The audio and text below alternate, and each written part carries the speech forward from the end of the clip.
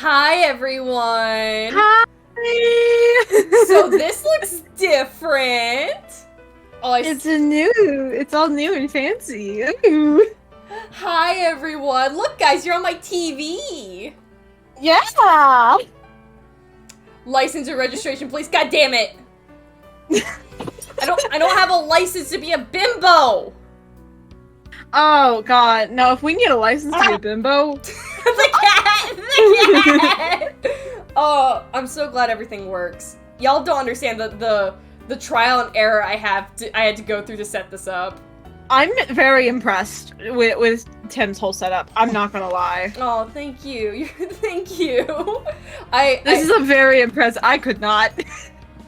I'm trapped. I've trapped you all on my TV. You know, we need to make sure you guys are contained. It's both of our communities together again. That was like a lot last time. Yeah, but this time, like, my community's really here, so this is gonna get crazy. Huh? No, they love spamming my buttons. But, so, y'all are probably wondering, what the hell? Tim's not blue. Who's this cute Batgirl? And why are we on the TV? So, this is my alternate human form. And I'm joined here with my good friend Kat. Say hi. Hello, hi. I'm Kat. Let me actually go get your channel to shout you out. Oh, thank you. Because you oh wow, thank you. If you guys are curious about me at all, I'm a variety streamer, VTuber. Yeah, I'm a Batgirl, I'm a witch, and I'm very loud. Today we're gonna have two loud bimbos screaming about our nostalgia, and that's exactly and what toys. Yeah, and toys. So which go ahead. I'm looking forward to it a lot, if for nothing more than I get to scream about things that my friends are always like, Kat, we get it. We know you like the dumb dolls, Kat. No, that's exactly my channel too. Just like we get into you like Monster High. I at my server all the time to look at my shelf. But I'm watching the DVD. That's fair. I'm probably gonna get distracted at some point, being like, is it gonna hit the corner? You'll never know. You'll never find out. Oh, no. We'll never find out. We just gotta wait until it happens. But yeah, welcome to the first episode of Nostalgia Chowders. Hello, Catherine. Yeah. Hi, Sarah. Seraph is one of my good friends and one of my mods. They're gonna be the biggest problem for my community. Oh boy, I don't know who's gonna be the biggest problem. I love all my viewers. What am I saying? You're not problems. I love you all. I mean, yeah. When I say that out of love. Rumpus, you're a bit of a troublemaker. I know for a fact Lukey spams my hydrates, and I always have to bring water bottles for this shit. Yeah, Seraph has been hoarding channel points. He currently has 50k on my stream for my channel. God. And these days I'll take over. Yep. Exactly. They're gonna wait until one random, non-suspecting stream not announce themselves and just spam everything. Oh god. I pray for you. I fear for this day. However, they did say that they'll be nice. They're not gonna do it on any important streams like collabs or like debuts. Hi Eli, how you doing? Also hi Kai. No, my people are they're sweet, but they're very chaotic, and that's what I love about them. I'm also not gonna update on how many I have for a while. Oh no. Yeah, guys, I'm sorry. Spoilers. No. It loops, but there's no quarter hits. I have to torture you somehow. Okay, well now at least I won't get distracted by it. You'll instead be distracted by our conversations we'll be having. And this gorgeous art you made. Oh, thank you. I love that you look so excited. Like I am so excited. I just imagine you're gonna be ranting at some point. You're just gonna look so happy. Yeah. You're just like, oh my god, I fucking hate when my teacher did this, but you're so happy. Yeah. That's what ranting. Yeah. But yeah, so welcome to the first episode of Nostalgic Chatter, and Kathryn. Yes. So my first question to you, what would you define nostalgic to you? And this can be like your own definition of like what nostalgic means, or like even from your own life experience. Like, how would you define nostalgia to you? Okay, I'm actually like thinking about this like a lot today because it's like such a interesting variety and like wide definition of things, right? So like the general definition I would like have in my head is something that you have like extremely positive memories of, and the kind of reminiscing of those positive memories. Yeah. Sarah, Kathryn, try not to rant about Monster High challenge. Will fail. No, I'll endorse it, Sarah. I'll endorse it if anything. Tim is here asking me to rant about Monster High. Absolutely.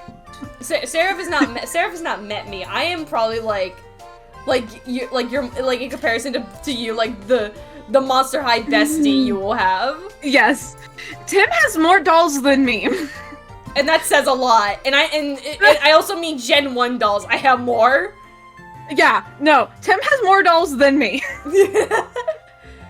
And then, like, things I'm nostalgic for myself personally, it's, like, a very wide range of things. Just not turning about Monster High. Oh my god. This is why Seraph is my friend and mod. I've told you before on your last stream when you interviewed me, my boyfriend who's actually in chat, hi Shade, he knows about my obsession for Monster High dolls. It has not changed since our relationship.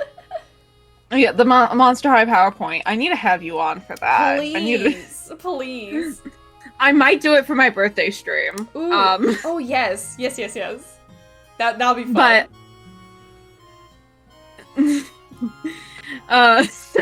Sarah's one of the people that I originally exposed to the Monster High PowerPoint stream. So, me too, man. I still remember. Yeah. No, it was an hour long. I did not take a single break.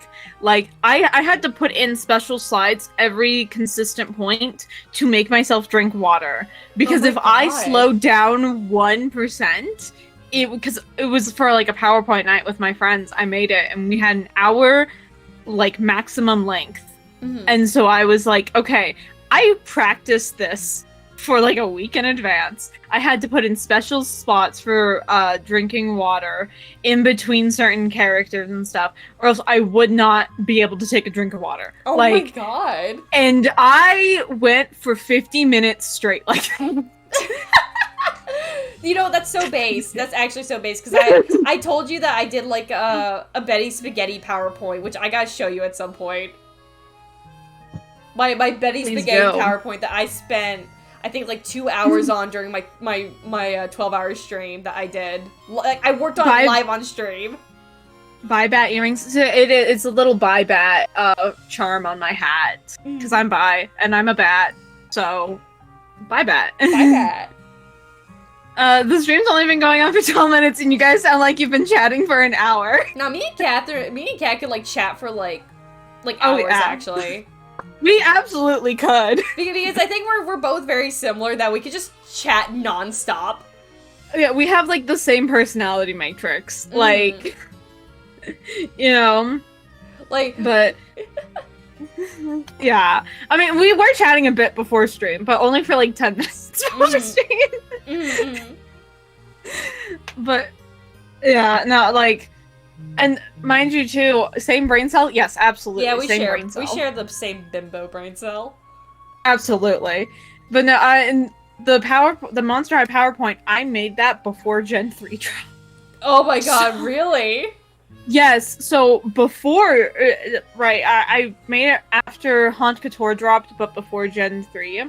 So I need to update it with all of the, you know, new dolls and Gen 3 and everything. I feel like... So that means it's probably gonna go for like an hour and 20 minutes. Oh now. my god. I would absolutely love to hear your thoughts about Gen 3. I feel like there's a lot of positives to Gen 3, but there's also like, if you're a hardcore Gen 1 fan, there's gonna be some negatives too.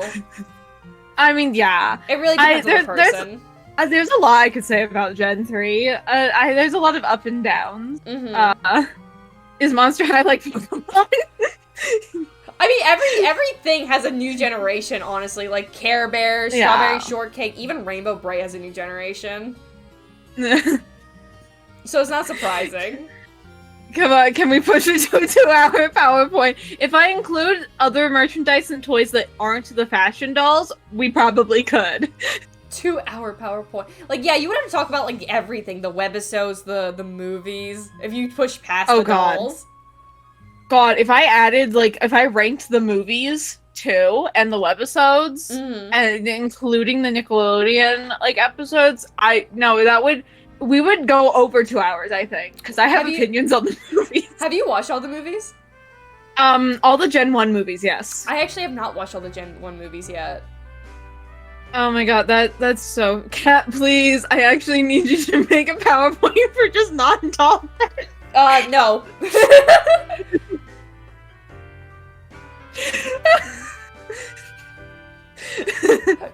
You're only ranking the glue they use on their shoes. No, because there is a quality control with different types of things they use. Okay, there's some, like, there's one factory in Indonesia and there's another factory in China that they make the dolls, and there is a difference. There's a very big difference. Face paints and shit. Like, I'm telling you. Everyone always prefers the Indonesian style, though. I mean, real? Yes, real. It's real. It's absolutely real. I'm glad you are. No, certain dolls. There's certain, like, I prefer Chinese Draculaura, but I prefer Indonesian Claudine for Gen 3. Like, I do agree. Actually, Chinese Draculaura looks really nice. I think I prefer Indonesian Frankie, actually. Like, I do like how the face paint for Frankie looks. Oh, yeah. No, I mean the 24-hour drunk Monster High, right? I mean, I don't know if I could go that long. I feel like I'd sooner collapse than go that long. You'll collapse and start mumbling about Draculaura. Yeah! Like, I want it all! Oh god.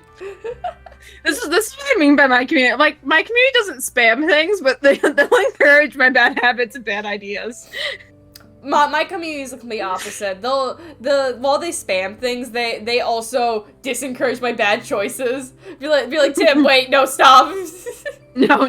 My community will give me bad choices. I'll be like, no, I gotta do the good thing, and they'll be like, but you don't have to. But you don't have to. Yeah, yes, I did. I saw it, yeah. Where I'm at, we only got like 80% of the totality. Sadly. I think I got 80% too. So we didn't see the full eclipse. Yeah. But wait, I forgot to ask, oh my god, suddenly did you beat FE Fates? Yes, I did. I did beat that last night. It was a 7-hour long stream. If you want to go see me be like dead by the end. Odie! Oh, we're getting a raid? Hi, Odie! Oh, hi! Hold on. Let me give you a shout out, Oni. Hello, Oni! Hello! Welcome to the first episode! Of Nostalgic Chatters! Yes! Huh? You guys you played both videos at the same time? What the fuck? Hello! Alright, Tim, I gotta call him very loopy. Oh, Xenon, you take care of yourself. Oh no, the sandwich. It always fucking happens. He takes my fucking sandwich. Hello, Oni. Thank you for the raid. And hello, Raiders. Welcome to the first episode of Nostalgic Chatters. And say hello to KittyKathryn. They are my special guests. Yes, and we've just been yapping. We're two yappers here. Oh my god, a bunch of hydrates. So many hydrates. Oh god. Yeah, there's Lukey. I warned you about Lukey. I told you about Lukey. So I came to call you a nerd. Okay, thanks, Oni. Thank you, Oni. Much love. Thank you. Oh my god, guys! Please! I literally warned you. This happens on my channel all the time. I don't get water. Like, we're not even half an hour in. No, but here's the thing. They love the spam the hydrate button is the thing. I changed it once where there was like a few second delay and they all fought over the hydrate button. Oh my god. I have to keep it this way just to have them happy. Because they'll fight over it. Hello, and your hat has implied that you're magical. Do you perhaps know magic? Yes, I'm a witch.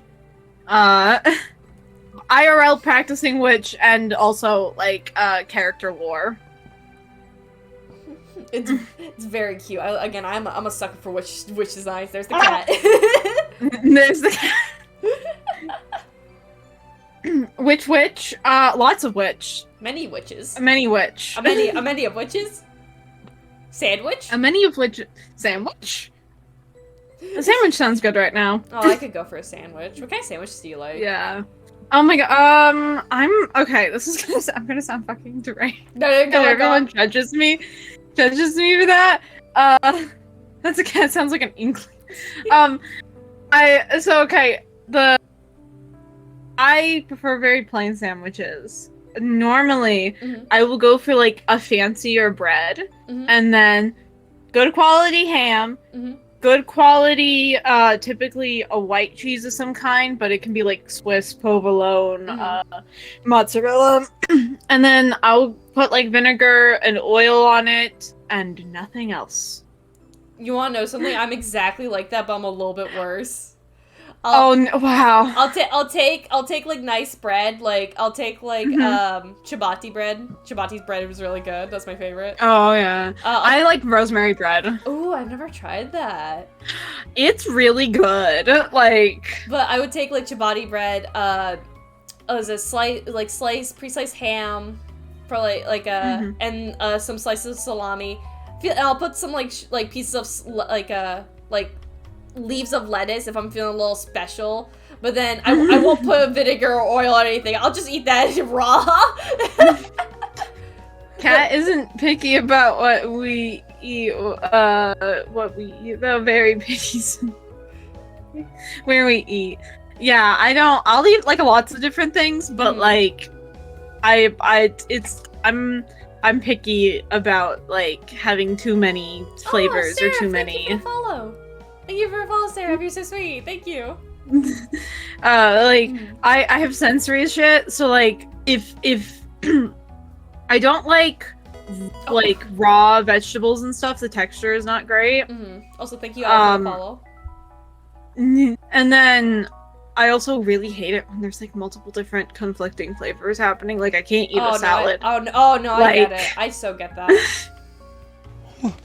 There goes the sandwich. That sandwich I made that sandwich for you. God damn it! We made those sandwiches to eat. No, I get that. I'm very picky about what I eat sometimes. I say sometimes, it's actually most of the time. So in like I don't like spicy food. I really don't like spicy food. But how long did it take to get off topic? God damn! About 18 minutes, and then we're talking about food. Listen, food's nostalgic, alright? I mean, yeah, it absolutely can be. And plus, we'll take questions in here. It's like, whatever makes the stream longer. I mean, absolutely. I went for 7 hours last night, okay? As long as we're cutting this off before 5, I can go. Like... Oh, no, absolutely. Don't worry. What are your opinions on favorite fast food takeout places? You want to Oh my god, okay. Oh my god, okay, no. So I've been ruined for Chinese food because I have finally had, like, cheap, not cheap, but like, you know, those like strip mall, locally owned, hole in the wall kind of Chinese places.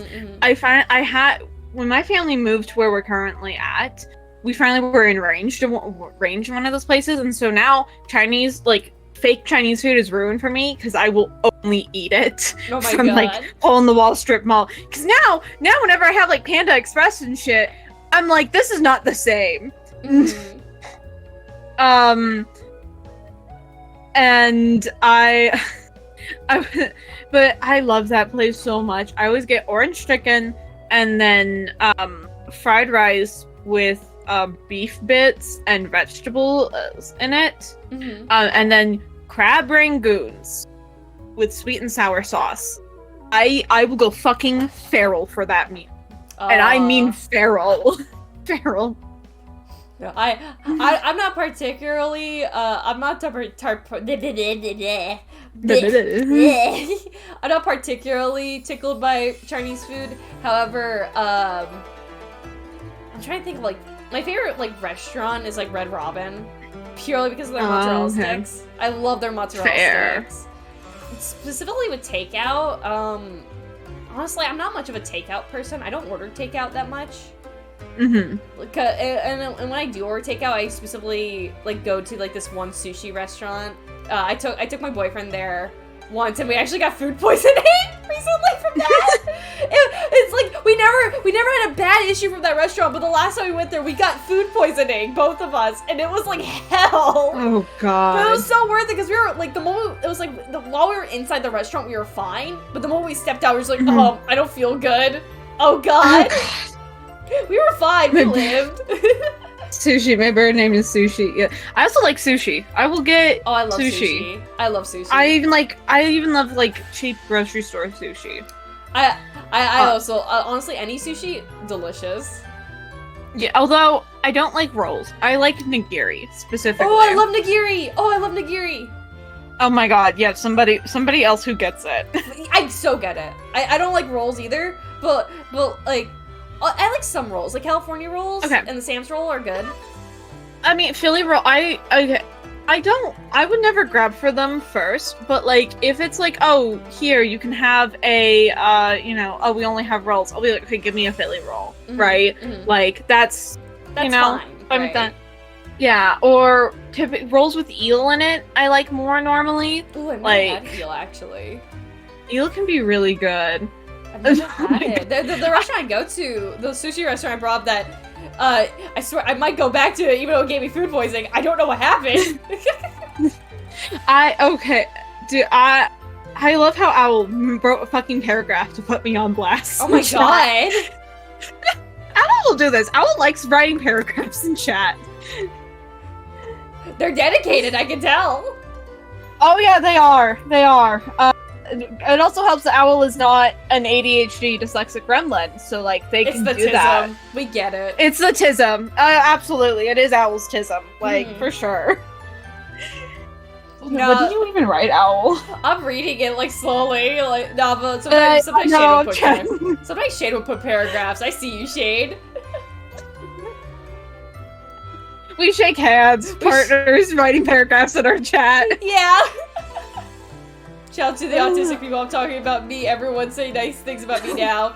Eli, you're awesome. I love you. I love it when you're in chat. Much love. Yeah, you seem very nice. Yeah, I have the ability to read and focus on what I'm writing. Shut up, Owl. I write paragraphs just for one dumb pun.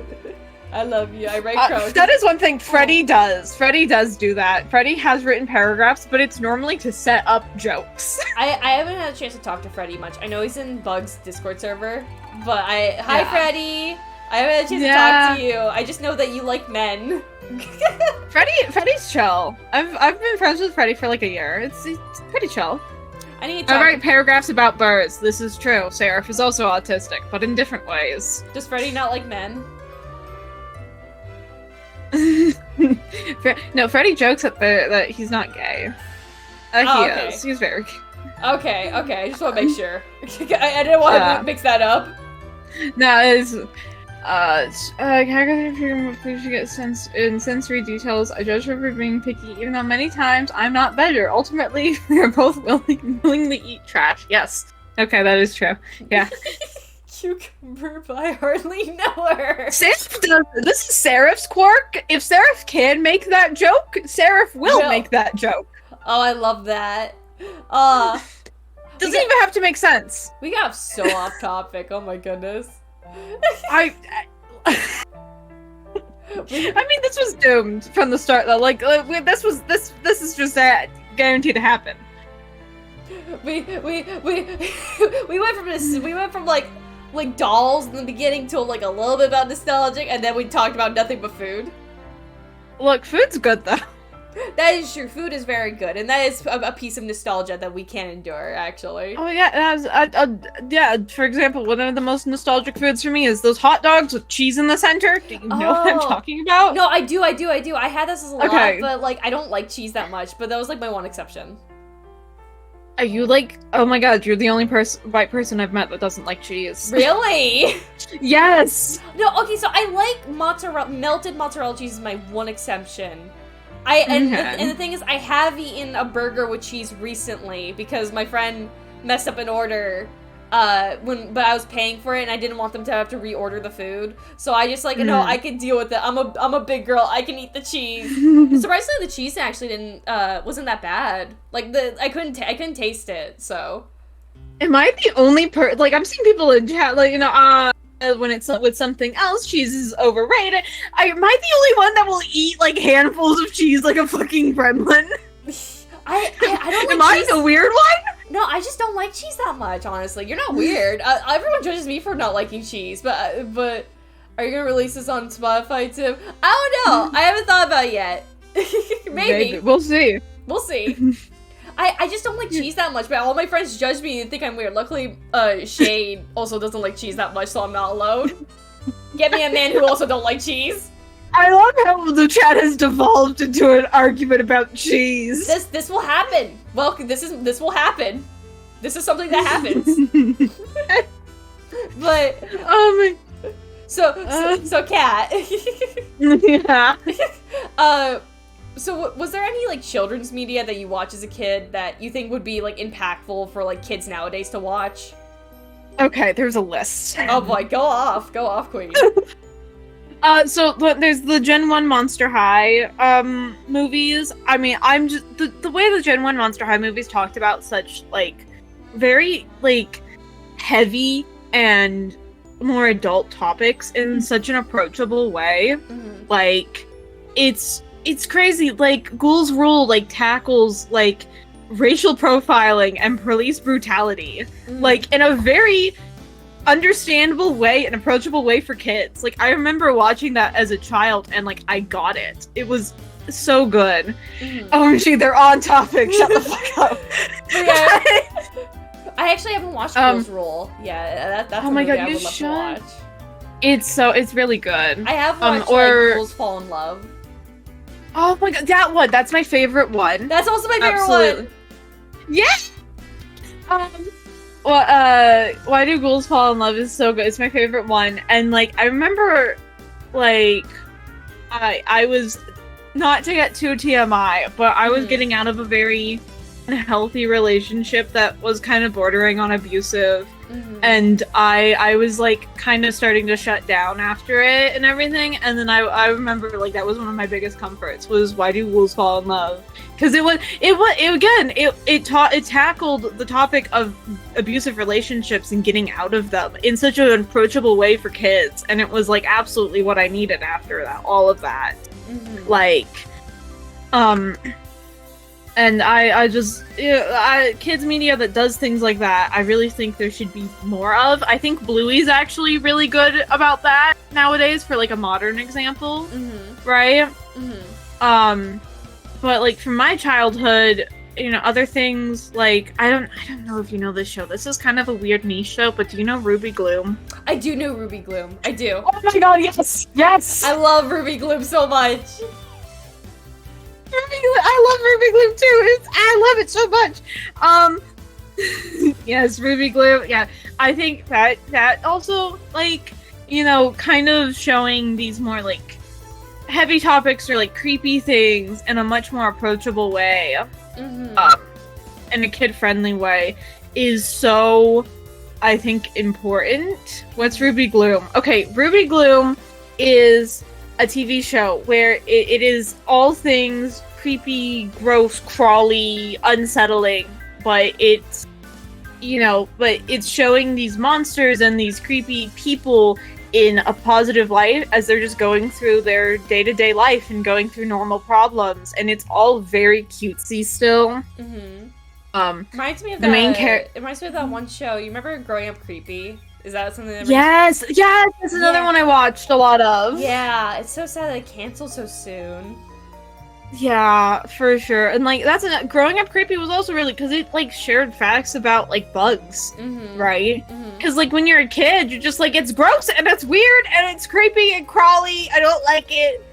And then to have a show where it's cute cartoonified versions of those bugs that are very important for our ecosystem, and like sharing facts about them, and like making characters out of the species in like such a positive way.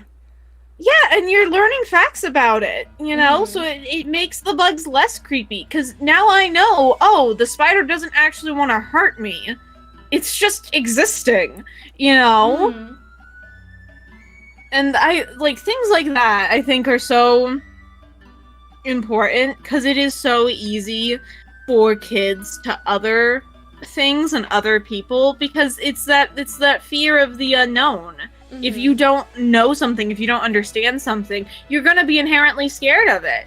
And so to have shows and stuff like Monster High or Growing Up Creepy or Ruby Gloom, where it's this kind of weird, creepy, like, more out there aesthetic, you start to it lessens that fear of the unknown, because unknown does not mean bad. It just means I have the potential to learn something with caution. Like, no, I absolutely agree with that. Actually, are the characters from that creepy like the Addams Family? Yeah, kind of like yes, that. Yeah, they're like, it's actually really similar to the Addams Family, but they're a little more explicitly monstrous. Yeah, and also not like they're not too much like the Addams Family, where it's like they call each other, it's like, oh, you're so ugly. Oh, thank you, my love. Yeah, yeah, but like there's one character from Ruby Gloom where it's two brothers, and they're sewn together Siamese twins. Like, and you see their stitches down their body, like, too, in the show. And things like that, I think, are also really good, because now, right, it in a funny, creative way, it normalizes things like stitches, instead of seeing, because there's a bunch of stories where kids like go out into the world and they'll see somebody with like stitches or limb differences for the first time, and they don't know how to act because it's their first time seeing it. But like things like Ruby Gloom, it kind of normalizes it in a very kind of subtle way, so it's less weird when a kid comes across somebody with like a limb difference for the first time, right? Because they might watch Gen 3 Monster High and Frankie has a prosthetic leg, right? Like, that's so important, I think. And I really think most modern days children's media, because nowadays it's fucking Cocomelon and shit. Yeah, like it's very much like garbage. Like kind of like no, there's no like real learning behind a lot of this newer stuff. Honestly, there's no substance to it. Like, it doesn't need to be educational. It just needs to say something. Like, have meaning, basically. Like there needs to be meaning behind like what the characters do and say that can allow like children to grow and learn from what the characters are doing. I think that's a lot of people kind of misunderstand when it comes to making cartoons. It's not just about the entertainment value. It's also like, what can you take away from the characters themselves? I mean, and I think that's also part of the whole like, the downturn of media literacy as of late, right? Like, people don't seem to understand the entertainment value comes from the struggle that the characters go through. It comes from, their triumphs and their tribulations and how they grow and how they learn, right? Because they can also be deemed like very relatable to some people as well, like sharing that connection. And it's so, because again, it's like Cocomelon. Cocomelon is, it's fine in small doses, right? You wanna have something playing like five monkeys jumping on the bed. Something like Cocomelon is great. But like to have it be a full show that like I'm seeing parents like put down their young kids in front of for hours on end. It's like that's not really not good. Actually, yeah, that's not engaging their brain in any meaningful way. And for it to actually be truly entertaining, it needs to engage their brain. You just have it playing so loud that you're not hearing them, like, messing with their toys and shit on top of it. Like, like, does that make sense? No, it absolutely does. It absolutely makes sense to me. Like, most cartoons nowadays, like Cocomelon, like you brought up, Teen Titans Go, even like there's not much matter to a lot of the cartoons we watch nowadays for like our younger generation. There's some exceptions, like for example the Owl House, which had a lot of deep story details, I would say, and very meaningful. And Bluey for like young kids, and Bluey for young kids. But again, most of the Owl House. Sorry. No, yeah, go ahead. I was just gonna say the Owl House is just like I mean I would say that's more sort of geared towards like 10 to like 13-year-olds. Yeah. Yeah. I would not put a young kid in front of the Owl House. No, I mean like for like general like younger people as well. Yeah. But like there's not for like specifically children. There's not much like children under the age of 10. There's not much good media for them to like actually process, because we don't have that anymore. We don't have that sort of process of like, hey, there are different people that exist, or like, hey, this is like the basic idea of respect to help like learn in their brain. You can't always rely on the school system to do that. Yeah, and then also like things like Sesame Street being allowed to be sold to Warner Bros. Right? God. Like, yeah, that was like, Sesame Street was so important, and it was made for such an important reason. Because like, do you know the story behind why Sesame Street like got made? I actually don't. Can you tell me? Okay. So New York in the 60s, roughly. I forget the specific dates, but New York in the 60s. There is Jim Henson with his puppet company, right? And he is friends with a school teacher, right, in inner city New York, mostly dealing with kids. And she comes to him with a problem of, I feel so bad for these kids because, typically these black mothers have to leave the house and go work because of their less financial opportunities. The kids aren't being having someone sit down with them and give them basic, like language or math lessons, because they can't. And that's no fault of the parents, right? It's a systemic problem. Right, compared to the white kids, they get a leg up immediately because their mom sat down with them and taught them their ABCs before sending them off to kindergarten, things like that. And so Jim Henson, right, knows kids love puppets. And this is for a lot of psychological reasons. Basically, children can kind of tell what is and isn't real, even if they can't really articulate it. And so puppets are like the midpoint, and so it fascinates kids.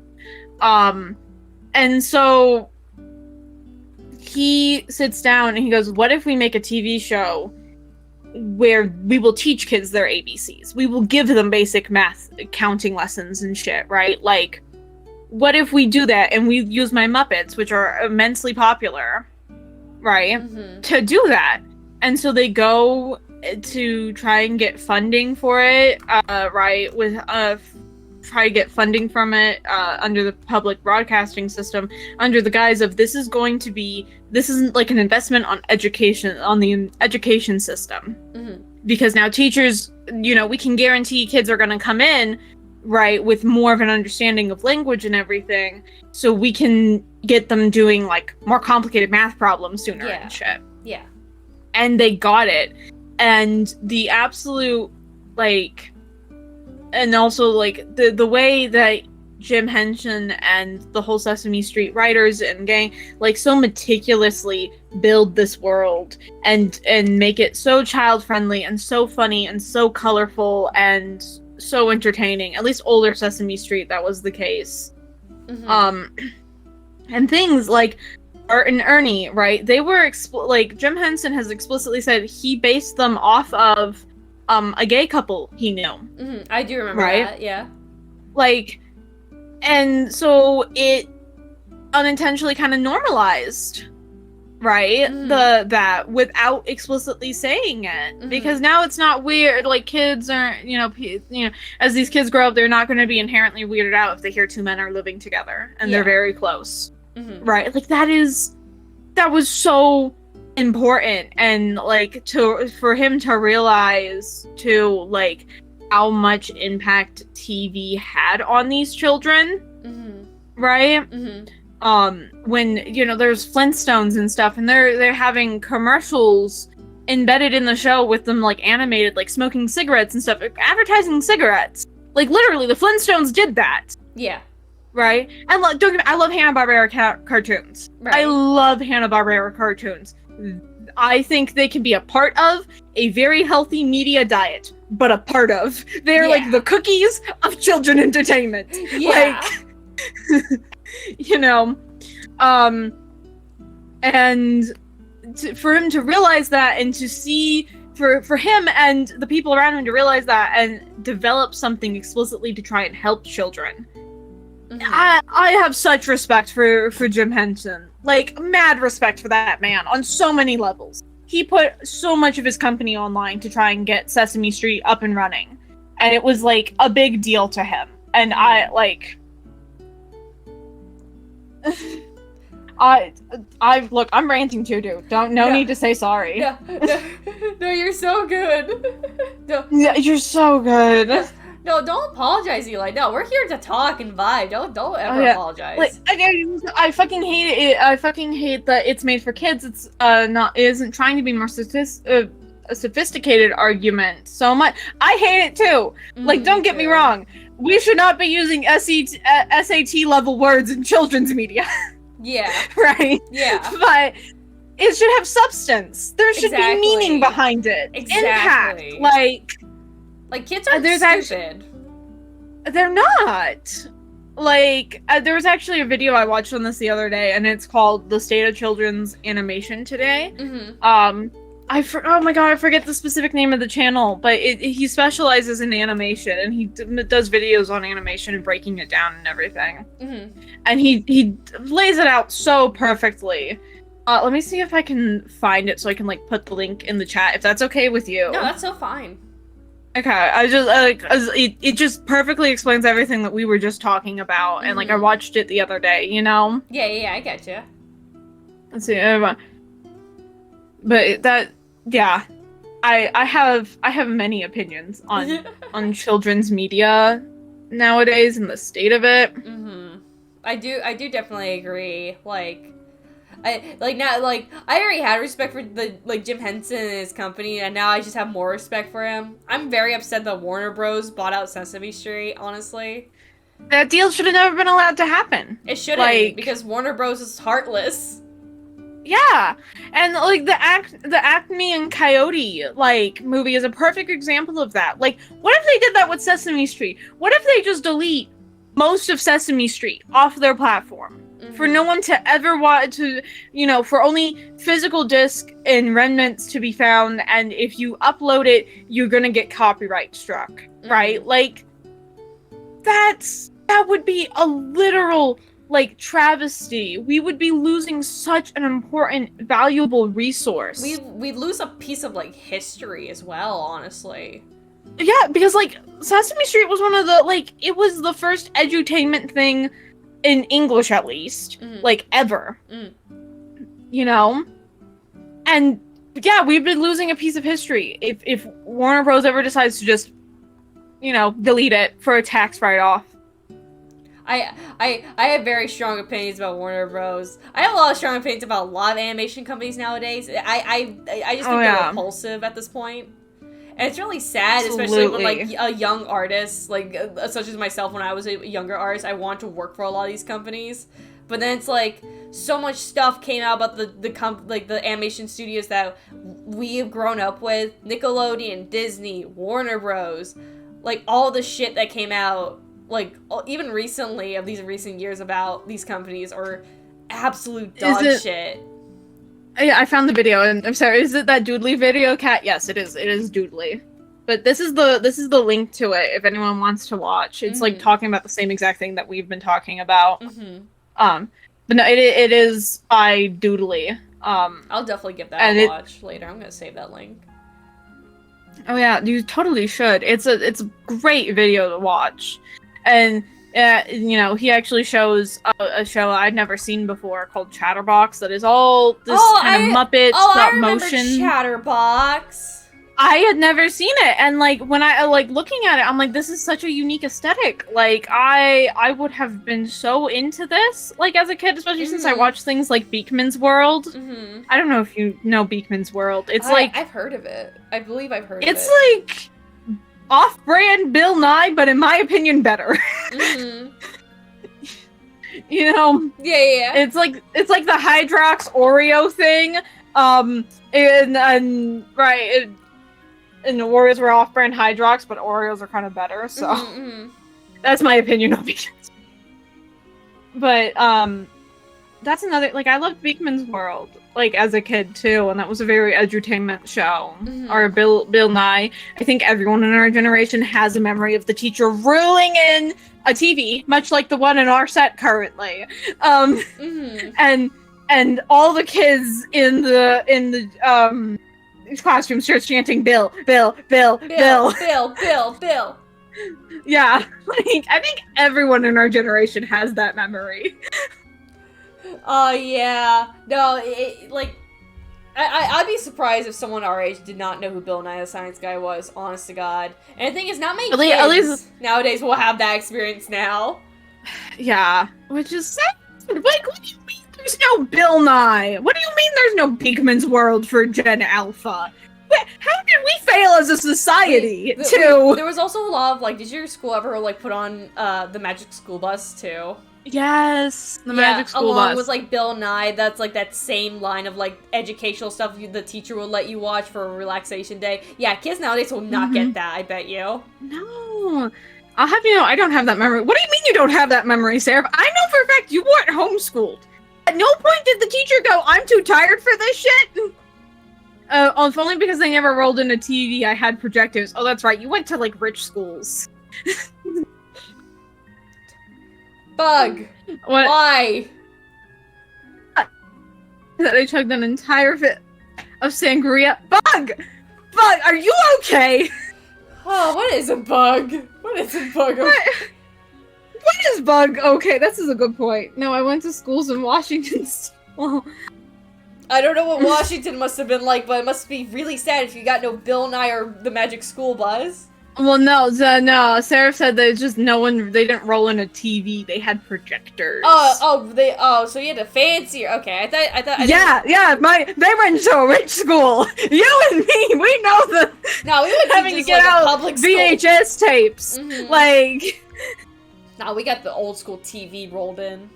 And then also, like, you know, having the VHS tapes, like, mixed up in their sleeves, and then the teacher's like, somebody come and help me. Yeah. It's like, we're not even that quote old for that to have happened. We're, like, it's happened.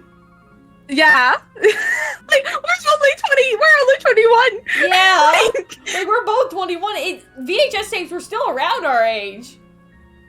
It was public school in Washington. A better education budget, I think. Probably did. Probably. The state I grew up in was regularly in the bottom 3 for education. I don't know where mine was. Honestly. I honestly don't know where mine was. But... I can feel my organs fluctuating. Bug, why are you like this? Yeah, that's Bug for you.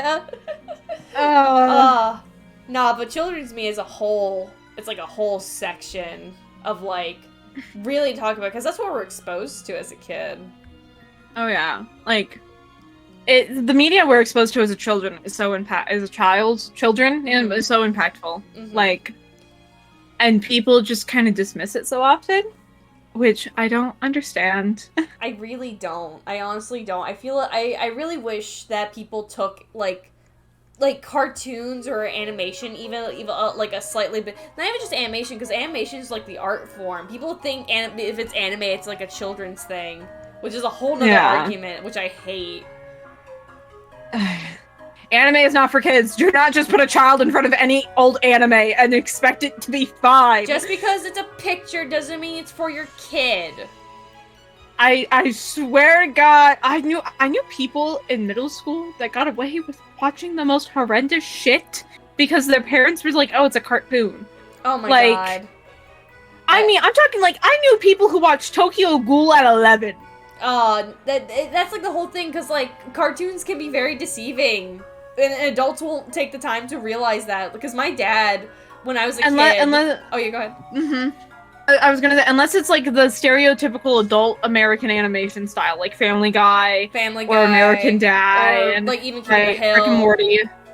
Unless it's in that kind of style, they're gonna think it's for kids, which I don't. You brought up like how you had like you knew someone who like watched Tokyo Ghoul at 11. I watched you know Happy Tree Friends, right? Oh God! I have friends who. I saw them when I was like 5 because my dad thought it was a kid's show. Oh my God! That's horrifying. He didn't know. He didn't know. He was like he saw like the cover of like the cute bunny, turn it on, and then the first thing I saw as a kid was like the baby of I think it was like the beaver. I don't remember if it was like the beaver. It was like the dad and the son. Like his baby son fell into like a pail full of nails, and it was just blood everywhere. I'm just like, what? Okay, Sarah, I put my toddler in front of Full Metal Alchemist Brotherhood episode 7. Oh my God, no. Dude, okay, I'm thankful that my parents were like really like, because my dad actually grew up. He was part of the like first wave of anime to the US, right? So like when I got into it, he understood it wasn't all for kids, right? Tiny baby owl watched a bit of Family Guy because it was animated, so it couldn't be bad. Dad stopped me. My dad's a little while he was here for like when that wave of like anime was like arriving, he didn't pay too much attention to it. He did only specifically get me and my brother when we were kids like Studio Ghibli movies. So that was like the only form of anime quote unquote we watched as a kid. My dad watched Ghibli movies as like they first released in the US, right? Specific like Nausicaa, Valley of the Wind. That one's like my favorite Ghibli movie like ever. I love that so much. And it was his favorite. And so when he knew he was having a daughter, he said, I'm exposing her to Nausicaa as soon as possible. And the way he talks about why he chose that one specifically is because she's a princess, right? But she embodies values that, you know, the other princesses in media that you would be exposed to no matter what didn't. Yeah. And I wanted you to be exposed to. I wanted you to see somebody who is smart and who is clever and who is loud and who is opinionated and goes after shit. Like, and questions the status quo. Yeah, because you won't get that with, like, Snow White or Cinderella. I mean, yeah, and, like, you got, like, you know, as I got older, Disney started releasing, you know, like, Brave and, Tangled, you know. Yeah, but by that when point, I was like, too late. Yeah, I was already, like, 10 plus, right? So Nausicaa was like the first thing of anime I watched. And apparently my father, he rewatched Nausicaa so often when he was younger, he actually wore out the VHS tape. Oh my God. Right. And he watched it when he was like a teenager. Really? Too. Yeah. God, and I love you just described your personality. I don't know if I said this in, like, your interview stream, but, like, my favorite Studio Ghibli movie is actually, like, Howl's Moving Castle's, like, up there, like, as one of my favorites, because that movie, not many people, when they watch Howl's Moving Castle the first time, won't understand the meaning of it at all, but it's actually a lot deeper, like, meanings of, like, self-acceptance, like, not only romantic love, but also self-love. It's a whole mental journey seeing, like, Sophie and Howl build up that connection first of all, and Sophie trying to embrace herself.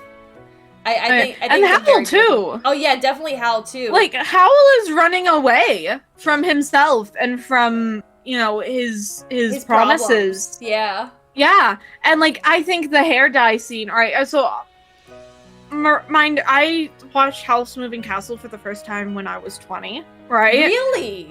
Yes. I'm not too surprised because I have some friends who never watched a lot of Studio Ghibli movies, so I'm not too surprised. But like, really though. I mean, yeah, my father, he did like Studio Ghibli, but once it like hit 2000, right? Mm-hmm. Like once I was born, he kind of stopped keeping up with it as much, mm-hmm. right? And Howl came out in 2004, right? So it just, he's never seen it. But oh god, that was my timer to go take some supplements. But do you need to go do that? Yeah, that should probably be my water too. We'll go on a quick BRB, and then I'll take your time. Go back to screaming about how. Take your time. I can entertain chat. Okay. No one make it too hard on Tim, please. Don't worry. All right, Ray, as she leaves, my YouTube thing is playing an ad. That's cool. I don't care, Shopify. Oh my goodness gracious. There we go. That's better. That's better. I hope everyone's having a good day today, by the way. I saw who was a Nightcrawler. I saw you in chat pop out just like the sprites I've cooked. Yeah, I've certainly cooked to prep for this stream. Because this is what my podcast streams will look like. And I'm very excited to have more of these with y'all. I hope y'all are enjoying it as much as I am. Aw, man. Man, this playlist is fire, is playing Spotify ad. Are we having a good day, Tim? I am having a good day, Freddie. I am. Thank you. I had a Spanish test today, which I was particularly stressed about, but I think I did okay on it. So I'm doing all right. In the future, I actually want to go into the movie industry. Ooh, like film a movie, kind of like style. Is that what you mean, Ymir? Oh, I got Cat the lo-fi game on Steam.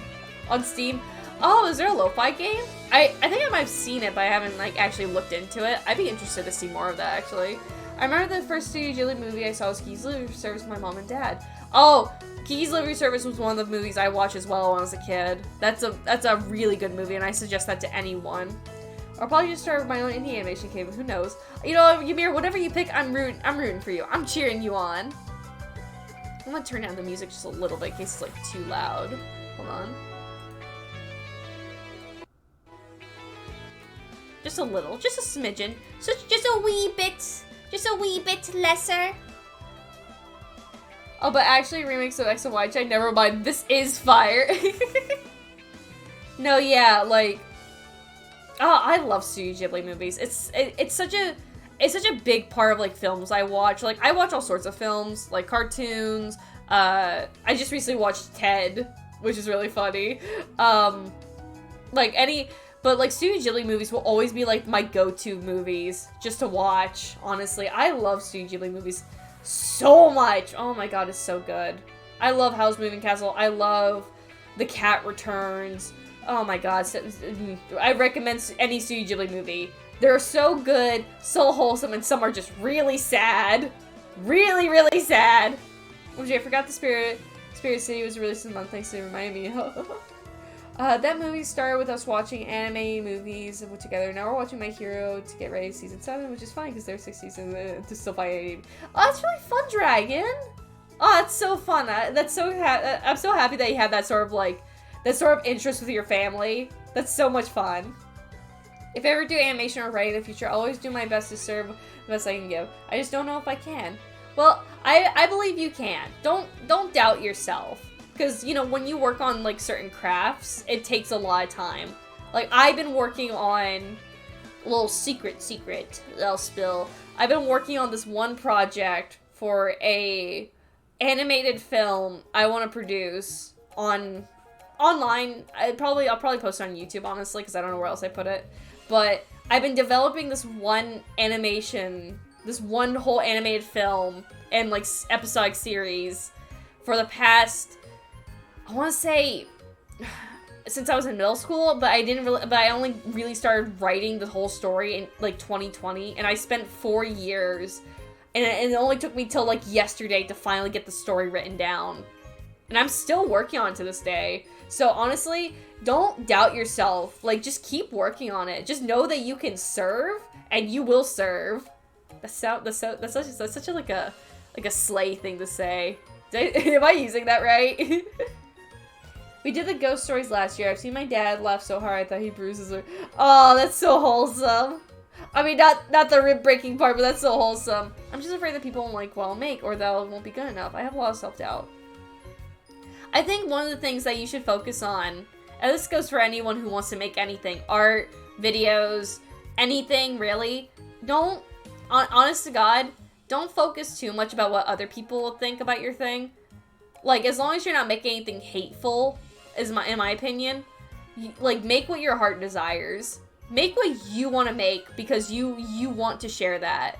You want to share what you can create and put it out in the world. Because little fun fact, once you put it out there in the world, it will be discovered by many people. That's how it goes with a lot of artists. Like, Van Gogh is a prime example. But, just do what you love. Because life is too short, man. Life's too short. Do what you love. And if you want to put something out there, put it out there, man. So stay at the house, for the gods. The same thing with the game and learning. So I have to put so many ideas and things I created in the garbage can, which I regret. Well, I feel like with the garbage can thing, you can always go back to it. Like, I've tossed a lot of ideas out myself, but you can always go back to it or recreate it. Don't feel like it's too late. That's like the biggest thing I will say. Don't ever feel like it's too late to make something. It's never too late to make something new. Because whatever you make, whatever you make and whatever you put out there, there'll be an audience for it. There'll be someone waiting for that special little thing to pop out and give them their new interest. Look at me being all positive and shit. I wish I'd give this advice to myself. Like, I can give this speech like so cleanly to anyone who needs it. But then the moment when I'm struggling, it's like, God damn it! I think it's just like a sense of like someone else needs to say it to me. Tim, what do you think about Pizza Tower Rat Brick? Funny rat. Goes honk shoe. 2 things I'm really passionate about is writing and photography. Then pursue that passion. Pursue them together even. Take a photo and write a story about it. Or write something and find a photo to match with it. Honestly, there's a lot of mix and match you could do with that. Life is too short to worry about what people think of you. Okay, but what if I'm immortal? Then, I don't know, become president, I guess. Following your own advice is always harder than giving it. That is very true, Sarah, that's very true. Tim, you giving advice to someone who will probably just give more self-doubt, but I'll try to follow your word. Do your best. I'm not saying this to force you to follow or just like, listen to what I say because I am correct. But no, like, just... Hello. Oh, welcome back. I was giving deep advice about creating things into the world. You know what? So fair. But, what you got? Did you take your stuff? Yeah, I took my supplements and shit. Good, because that's important. Chat, if you didn't take your meds or supplements, go do that. I command you. Yeah. But welcome back. I have a question for you now. Oh, you do? Yeah, because it's about nostalgia. Okay. I mean, yeah. We've been on topic. We've been on topic for the most part, except for the weird food bit. We have. No, so far I'll give you a gold star for that. All right. So moving on from like children's media for the time being. What was your everything toy as a child? The toy that you carry around everywhere and that you absolutely treasured as a kid? And like as a bonus question, do you still have that toy to this day? So I have kind of multiple. Okay. Because when I brought everything around with me, when I brought something around with me everywhere, I meant it meant everywhere.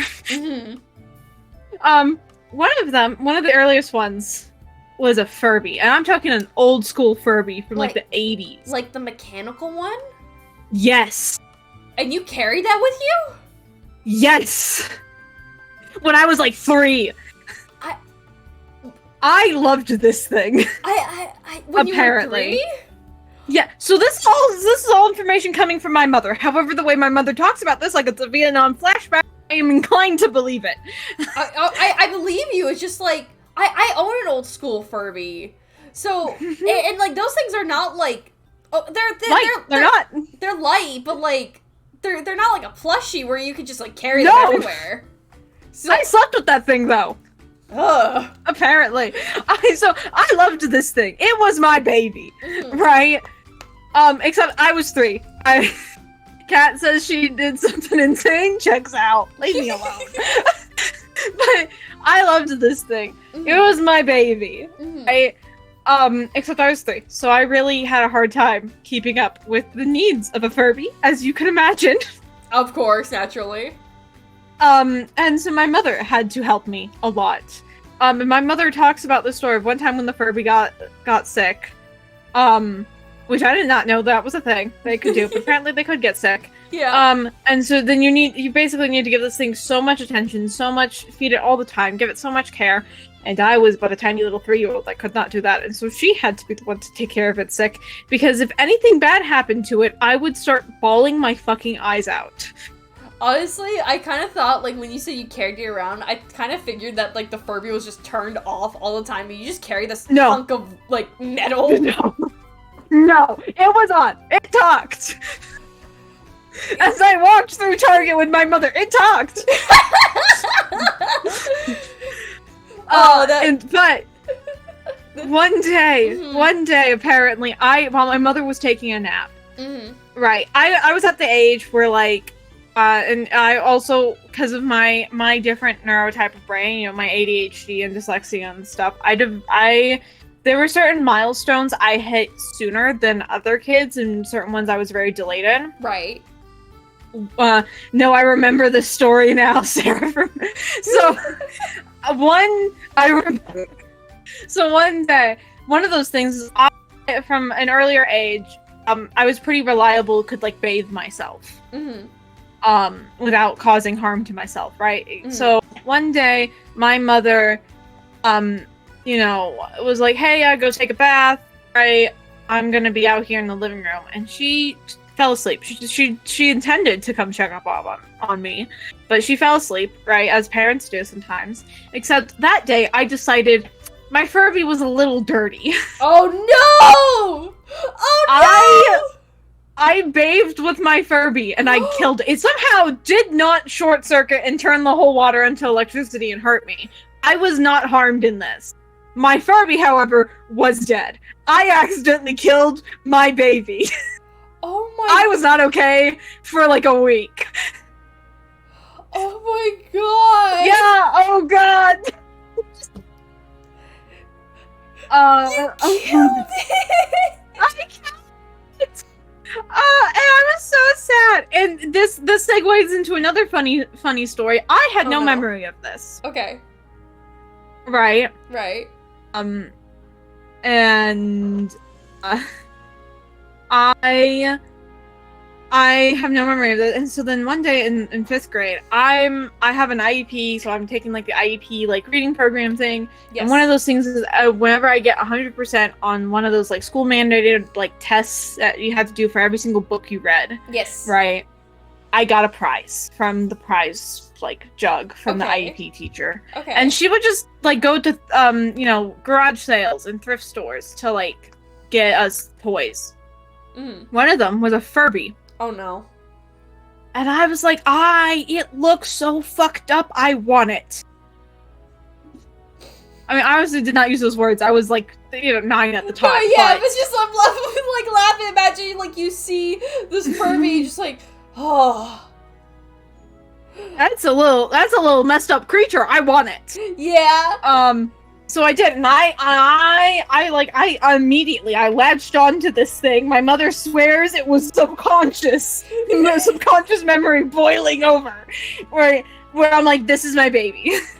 Like, I mean, I swaddled it in my jacket. Oh my god! Like the day my mother swears it must have been a subconscious reaction. But so she comes to pick me up that day because we're going to my grandma's house after school. Mm-hmm. And I come trotting up, my little 9-year-old self, so happy as can be, right? All peachy king with this swaddled up thing. My mom's like, "Oh, did you get a new toy from the prize box?" And I'm like, "Yeah, look at it." And I see her face lose all the color. Lose all color. And she goes, "You fucking did it." I'm like, "What do you mean?" Huh? She's like, "What? Who gave you a Furby?" And I'm like, "What's a Furby?" Oh my god! And you just brought that back with you, just like, "Hey, look what I got!" Deadass looked like she was having Vietnam flashbacks. So what happened to the second Furby? I was so confused. But no, so we go, but she tells me the story and I find it funny. But I'm now 9. I'm able to take care of this Furby, and I do. His name was Ame. And I took very good care of Ame. I even made like a little crib for him out of like a box and shit. Mm-hmm. But then, you know, during one of the mandatory yearly toy purges my mother made us go through, I was just like, no, I need to let go of him. Like I can't keep up with it, and then also like he keeps me up at night. Mm-hmm. Because I would put him to bed in his crib in my closet. Oh no. Except every about 30 minutes. Hello? I'm hungry. Ame needs I started losing it. And I remember when I gave that up to, I was like, I understand why she had Vietnam flashbacks now. I could, like, this on top of a 3-year-old, and a 3-year-old who was very attached to it, like... Oh my god.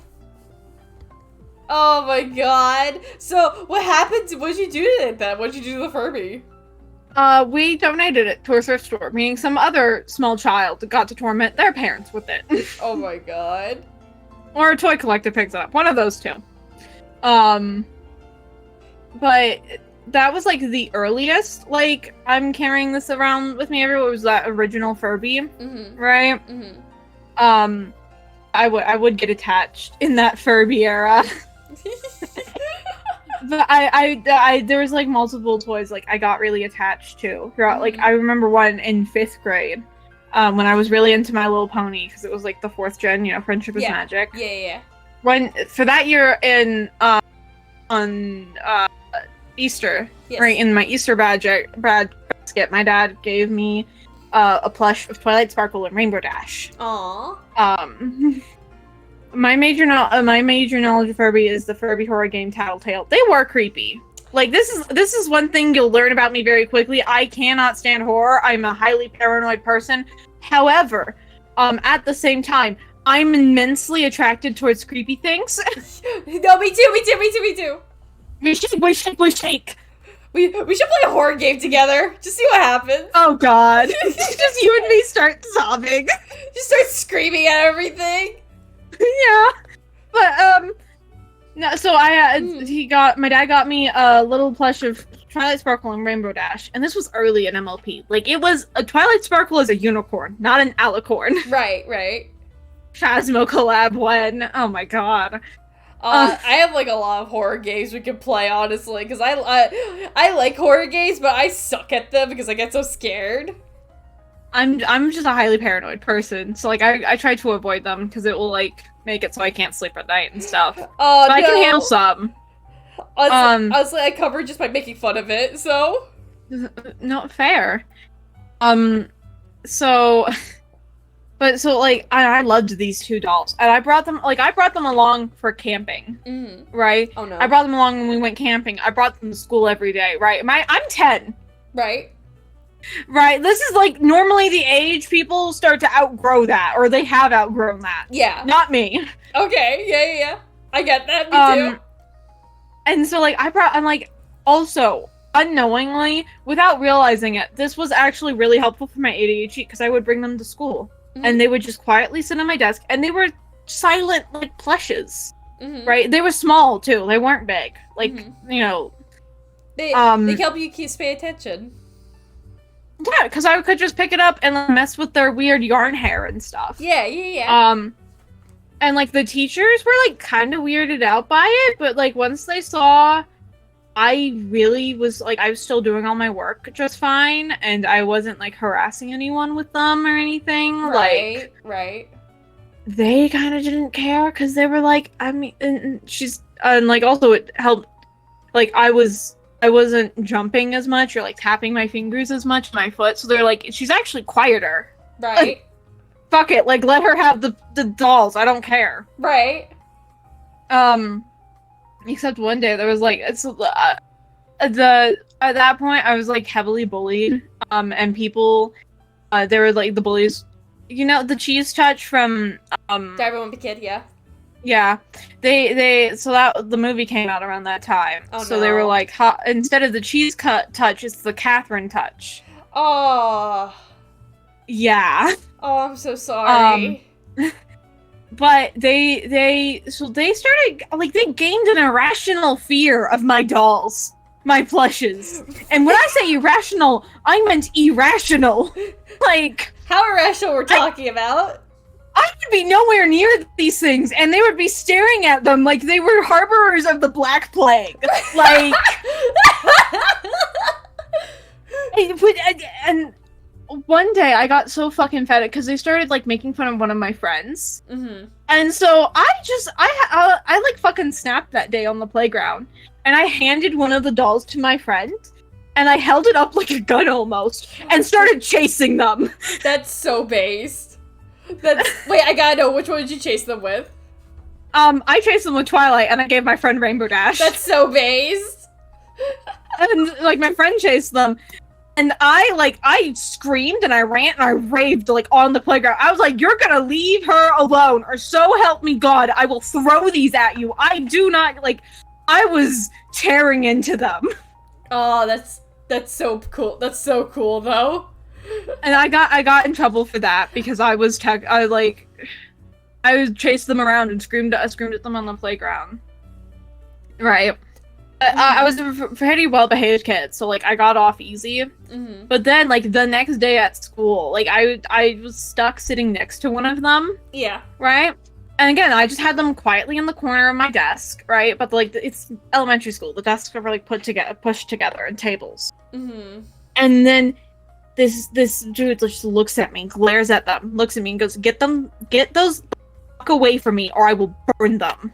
Oh no. And so I just kind of like, I'm like, it's not touching your get them a fuck away from me. Like he's literally cursing at me. Again, we're 10. Oh my God. And like he was like naturally pretty quiet though, so like when he did it as a whisper, like the teacher really couldn't hear him all the way in the back. And so I just kind of quietly like took them, shaking, like I'm like shaking. And I took them, I kind of put them in my lap, and I'm like playing with them, and then like I just hear him mumbling the whole class about how fucking childish I am, how stupid these are, and blah blah blah. And so like I go to the teacher, obviously, because he threatened to burn my shit. Yeah, you're gonna tell him. And so then they had to call in like a whole guidance counselor and stuff because they were like worried that he had matches in his back. Oh. And so like they searched his backpack. He didn't have matches, right? Right. And then like the guidance counselor like sat us down and was like, "You two need to apologize to each other." And when I went, "What am I supposed to apologize for?" Like, I apologized for chasing him on the playground the other day, but like I did nothing today. Right. And then she was like, "Well, for harassing him with the dolls continuing." I'm like, "I put them on my desk, Yes, and he apologized for owning the dolls. I know, like, and so, like, he gives me a half-hearted apology, right? And she's like, "I already talked to him about, like, don't threaten to burn people's stuff, because that is obviously a very bad thing that should not have happened. Right. But you need to stop bringing your dolls to school." And when I went, "Why, though?" She was like, "Because they're becoming a distraction and, a problem at school." And I'm like, "I did nothing!" damn. We apologize right now, you two moment. Yeah, so I had to stop bringing them to school, and I was very sad, and I went home crying, and my parents were like, what do we do about this? Because, like, she's too old to be carrying dolls around 24/7, but at the same time, this is fucked. Right. Oh man. That's really fucked, damn. So were those two like the last ones of you carrying them around era? Yeah, those two were like the last ones. I still have them. Oh, okay, that's good. They're very obviously went through some shit though. No, those are the best kind of plushies, the ones that look like they've been well loved. Yeah, the only sad thing is I after those two I was like determined to try and get the other main six, right? Not the Among Us. Oh no. That's Silfric. They always use that again. I feel like we had that one student who you had to deal with on a daily basis. Yeah, I definitely had something like that as a kid too. But so the Elmo plush talk, yeah. But so I was like, I wanted to get the other main six and like kind of the same plush form, but I could never find the same kind of plush. But like I found ones of like similar sizes that were like kind of different construction. Right. So I have two of each of these different construction dolls. The first one, they had like this yarn like strand hair. Yeah. Right? Like in big chunks. Yeah. Which was Rainbow Dash and Twilight. And again, it was early. Twilight was a unicorn. Like pre-season 3. Like and then I have Rarity and Pinkie Pie in like they had like a very similar body with slightly different material, but their hair was like one solid sewn piece. And then Fluttershy and Applejack were like they were Beanie Babies. I remember specifically they were Beanie Babies, and they had like wig hair, like doll hair. And so I have two of each of those different constructions, but they're all roughly the same size. So I was like, that's good enough for my tiny little collector brain. Fair. It's like that's good. No more. That's good enough. I used to have a giant MLP collection, like giant. I used to collect some. Not even collect. I just owned some My Little Pony stuff, but of course, like a dumbass, I got rid of them because like I'm growing up now as like a 14-year-old. But then, like as a 21-year-old, I'm trying to rebuy all the things I lost.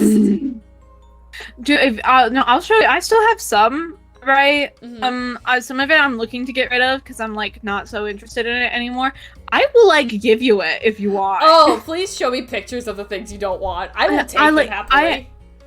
I have like the talking Equestria girl dolls and stuff. You have the talking ones? Yeah.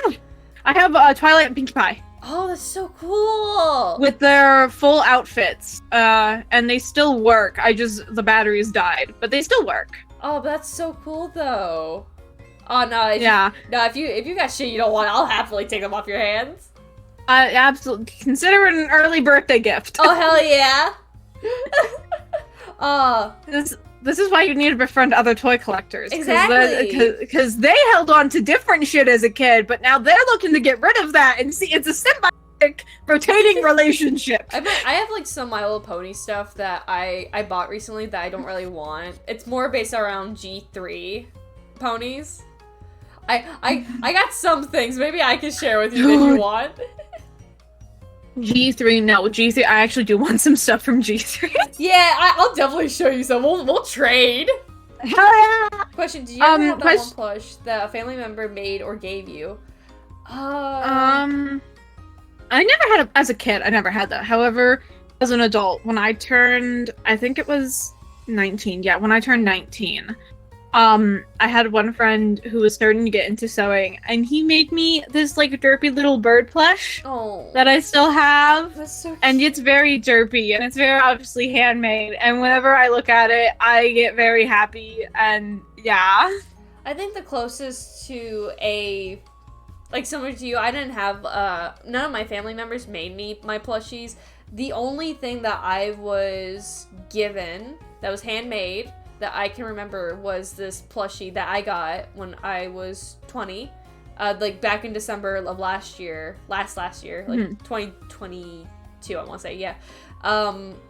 My friend crocheted me a plushie of my cat because she had passed away recently. So I still have that little plushie of my cat. Her name is Sophie. And it was really sweet of them to do because it meant a lot to me. Because again, my cat had passed away, and that cat had lived with me since I was a baby, basically. Oh. She was like, I think she passed away around like 16 to 17 years old. That's long for a cat. It is very long. She lived like her full age. She was very old, but it was also very sad when she died, so I was very upset. But no, they made me that plush to make me feel better, and I still miss her. That's so sweet. Yeah, that's like... Oh, that's so sweet. That's like the one plushie I would say that was like, I was given, and like it was handmade and given to me from a family. Because friends are family. Absolutely. In this, like, yeah. Absolutely. Okay, so that's a backup question with like items, right? Mm-hmm. What was something you've always wanted as a child? You never got it though, but being an adult, you're able to get it now. That one was like really hard to think of because like I have memory problems because of the ADHD. I might as well be a fucking goldfish. Yeah. Right. But I think mostly it's like Monster High dolls now. Right. Like, because I mean, I did not grow up the best off financially, right? And you know, the Monster High dolls were, you know, for the time they were pretty expensive for like dolls and stuff. Especially since I had like a bunch of 25, like for one doll. And I, you know, I had a bunch of Barbie dolls and stuff, right? So like we never really could justify it. I had my one Dracula doll, and then I had my Scarus Abby that I bought for myself, which I got that one on sale for like $13. Ooh, very nice. Yeah, and then I really liked Monster High and stuff, but it kind of went dormant for a little bit. Right. Especially and then near the end, and then near the end of high school, I started getting back into it, and then COVID happened, and so I just went, fuck it, full dive time! And then, you know, they announced, you know, the Haute Couture dolls. Yes. And I remember I saw like a headline about it because I saw the headline after like Frankie dropped. And I was like so happy. Like I literally, there's messages to Owl where I was like, oh my god, Monster High is coming back, it's coming, I'm so happy, I'm so excited. And then I got the Haute Couture Dracula, and like now I'm like buying like Gen 3 dolls and stuff. I can't justify the Gen 1 dolls because they're like going for stupid money. And you can never find the Raid! Hello, Vera Tech! Vera's one of my friends. Oh, hello! Thank you for the raid! Hold on, let me give you a shout out! Thank you for the raid! Thank you! Oh, hello, Raiders! I'm glad you could join us. We're definitely not talking about Monster High right now! We're definitely not! But... No, but thank you for the raid, Vera. I appreciate it. Welcome. Yeah.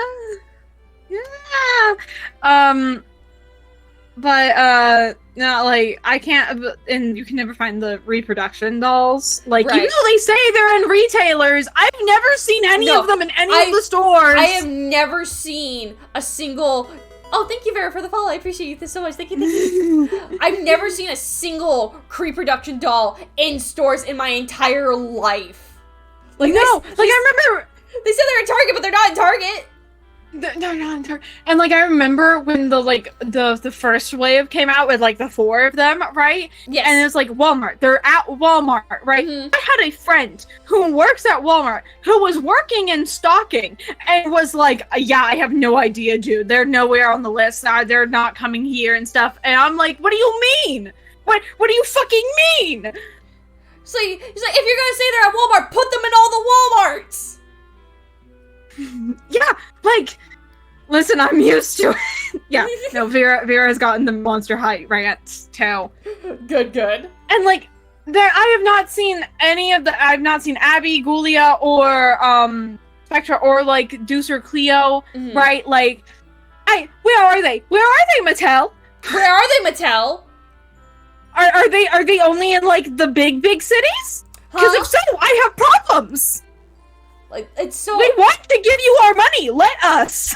It's like they don't want our money. I'm so upset. Oh, I wanted to tell you this story recently. So I told you that. Did I tell you that I recently got my hands on a pre-production Abby? No. Oh. I in the most affectionate way possible. I fucking hate you. So no, let me explain. So I already have like already one Abby doll. It's the original G1 Abby doll, right? Yeah. But it's pre-owned, so she's not in the best condition. Like, she has loose joints, and all of her fluff is very dirty looking. Like, she's clean, but it's just, she just looks dirty. And it's not like that pristine fluffiness, right? And she also doesn't have a pet. So, I only bought her because she came with a Heath doll, and I just really wanted an Abby and Heath doll. But, you know, they just announced, like, the pre-production of, like, the next wave of, like, G1 students. Spectra, Abby, Gulia, and Deuce and Cleo. I really wanted the Deuce and Cleo one, but I had to get another Abby because I already have Deuce and Cleo, like, and they're fully, like, almost fully complete. The only thing I'm missing is, like, Cleo's, like, scarf neck. Like, her like, that's the only thing I'm missing. But I really wanted a new, fresh Abby. And the thing is, I thought about just getting her in the box. I wanted her to be in the box to keep her pristine so I can have her with my Heath collection, right? Yeah. I order it on Amazon. My first mistake. Because my defense is, like, I only ordered on Amazon purely because it was cheap. There was no other option unless I only spent, like, $60. And I really wanted an Abby doll. So, I ordered the Abby doll. And, you know, she arrives a few days later, and the box looks really fucking weird, because it looks like someone stomped on it.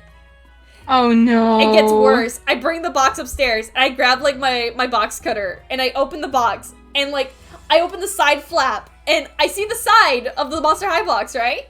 And then I see, on the bottom of it, books and a little package of something. And immediately, I go back on my Discord call, where Bug is on, by the way. Bug was here when I did this. Boy. I was like, hey guys, can I turn on my camera to show you guys what I got? Because I think my Monster High order got mixed up or something. I opened my box. My Abby doll the doll itself is fine, but the box was crushed. Oh, boy. And I was so upset because I wanted to keep her nice in box, and I couldn't even display the box or keep it because it was, like, crushed completely on the bottom. And then... That's disheartening. It is. It's so disheartening, especially for a collector. But I take her out of the box, and you know what else is... And I take the books out, and apparently there's 3 Berenstain Bears books. I only ordered the doll. Bonus books? Yeah, Berenstain Bears books. 3 of them. And then at least the Berenstain Bears are a fun series. I mean, yeah, but I didn't ask for them. I know. And then the small package was like a small baggie full of like seatbelt cutters. Like, and it was like a bunch of them, like a bunch of seatbelt cutters. I'm just like, what am I gonna do with seatbelt cutters? Just start giving them out. Like, I'm worried about your safety here. I mean, I might as well because I have so fucking many. It was like, I spent like $24 just for the doll, but instead I got like my doll crushed up in a box, 3 Berenstain Bears, and a bunch of seatbelt cutters. Bonus, I guess? I don't know. Like, that's so weird. It is so weird, but I took my Abby out of the box and I put her on my shelf, right? And like, she looks good on the shelf. Like, it looks very, like, hold on, actually I want to show you a picture. Of, like, okay. Because it does look very more complete with, like, having all the girls. Like, all, like, the first wave girls. I'm very on the fence about getting, of the idea of getting Operetta and Nephra. Because they're the only 2 mean girls I'm missing. But, like, this is, like, my shelf right now with all my G1 girls. Oh my god, no, that's so, Again, in the most affectionate way possible, I fucking hate you. I love Abby. Abby is like my second favorite. Abby's also my second favorite. My first favorite's Gulia. Mine's Draculaura. I couldn't tell. What? Oh no, it's not like I keep talking about Draculaura. I don't know. Dracula's my third favorite, though. And it's not like I have fucking pink blood drips. But, no, yeah, so I want to tell you that, actually, but I forgot to message you about it. But that happened, like, with the Monster High doll, and I was so upset about it. I was so upset. No, yeah, Mattel, put the fucking new wave in the fucking stores! I would buy all of them! I want to give you my money! Let me throw my money at you! They just don't want to give, they just don't want our money. They just don't want it. So now I gotta buy from scalpers, because the thing is, I still want a Ghoulia in box. I really want a Ghoulia in box. Dude, okay, like, I want Abby. Like, look, okay, I want all of them, right? All of the, like, main, clothes ones for the dolls, but, like, you know, limited space. Right. You have to be choosy sometimes. So, like, Abby, I really want Abby. Right? Mm-hmm. Cause it's just like my second favorite. She's very cute. And also I totally did not steal some of my personality from her and my sarcasm or my very blunt nature. Nope. I so get that. Totally didn't. Read the Berenstein Bears books on Twitter. I'll do that. I'll actually do that. I'll plan that. Yeah, that could be fun. That'd be funny. That would be funny, actually. Hey, free content. Yeah, I mean, yeah. No, I just like draw like little like squishy versions of all your friends, like you're reading to them like a kindergarten teacher. I should do that. But no, I had to buy all the girls because, like, what was it? I think the first G1 doll I bought from my shelf was actually Draculaura. No, it was Torlai. I actually bought Torlai first because I remember I really liked Torlai as a kid because I was a massive cat girl growing up. I was a really big cat girl growing up, and Torlai was one of my favorites. So I got Torlai first, and then I got Meowdy and Persephone next, and then I had a giant shelf full of Draculaura dolls that I ended up like selling most of them because I just didn't have the space for them anymore. If only I was friends with you then. I mean, we were technically friends, we just didn't talk to each other. I feel so bad. I do actually have 2 Monster High dolls. G1, by the way, that I thought about selling, but I might just give them to you, actually. Oh my, you don't have to do that. No, honestly, I'll feed into your addiction. Oh my god. I mean, how do you feel about Skelita and Jennifer? Dude, I love Skelita and like their dolls are so pretty. Yeah, especially the scarce Skelita. Ones. It's the scarce ones. Oh my, especially Skelita. Like, I'm the bone structure. Oh, her sculpt is beautiful. It's just it's gorgeous. I don't have the room for them at the moment, and like I want to keep them on display because like I have Katrine, and they're part of the scarce lines, right? But I just don't have the space for them, and I don't want them to be in boxes. I really don't want them to be in boxes. That's like the one thing I don't want. And while Jennifer was actually a gift to me from my brother, I kind of slowly fell out of love with Jennifer, and I'm just like, I don't really like Jennifer's design that much. I think her design is kind of weird. Yeah. As a friend of cats, always feed into the addiction. Yeah.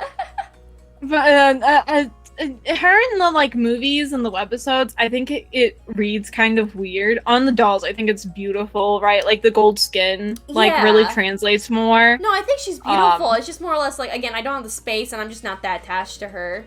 Which kind of I feel bad because my brother asked me which Monster High doll I wanted for Christmas, and I said Jennifer, and I feel really bad. Oh yeah. I know. I'll make it up to him at some point. Yeah. It's not like you don't have to give them to me, but like I can definitely give you Skelita at the very least. Okay. I might still hold on to Jennifer because that was a gift from my brother. That was the first Monster High doll he bought me. No, I get that. Like that's so fair. But I'll definitely give you Skelita because like. Oh my god, thank you. Absolutely. But no, yeah. After I bought Torlai, I then bought Draculaura, the Creeproduction actually, because all. Was it Frankie, Draculaura, Claudine, and Laguna are all the Creeproductions. The only ones I have that are originally from G1 is my Ghoulia, one Abby doll, and my well, obviously there's no Creeproduction of Torlai, and my Cleo and Deuce, they're all G1s, and once I ever show you, like, the amount I paid for them, you'll be like, yeah, those are G1 dolls. Oh yeah, dude. Like sometimes I'm like, look, if I ever feel like I'm gonna go hungry, I can sell my Haute Couture Dracula for like $200, even though she's out of box, and I can sell my Gen 1 Dracula for like $100, even though her hip is broken. Mm-hmm. Yeah, but you know you're never gonna sell them. And somebody will pay those prices. Yeah, but you know you're never gonna sell them. No, I would only sell them if it's like, it's either this or food. That's fair. You start eating them. It's like the memes where it's like you spend all your money on Monster High dolls, you're like putting your dolls in a sandwich and you're crying. Oh yeah, or like you're eating like ice soup. Yeah. Yeah, I'm in too many things that are like, I'm into Lolita, I'm into Monster High dolls, right? Like the amount of memes I see of those, and I'm like, haha, yeah. Says the girl that never fucking spends money on anything. It's so bad because I spend my money on like everything. I have a problem, especially since I'm a collector. Hey, wanna go halvesies on our problems? Yeah. Maybe it'll make us normal. It'll make us more autistic.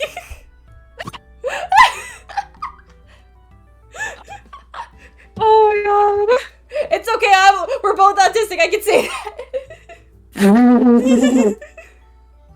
Oh my god. I mean, I'm diagnosed with ADHD, pretty severe ADHD. No, yeah, so, like, I don't say I'm autistic, but like everyone in my life is like, no, you're autistic. Yeah, that's what everyone else tells me. Oh, how do I say Jacko BD? Jacko BD, thank you for the follow. I appreciate you so much. I hope you're enjoying the stream. No, I'm not. Kat, you're autistic. My point exactly. I can stop. I was never diagnosed, actually.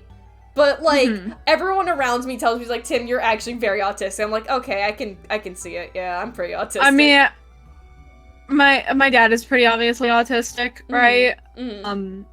But, you know, he's never been diagnosed, but, like, it's there. Like, it's there.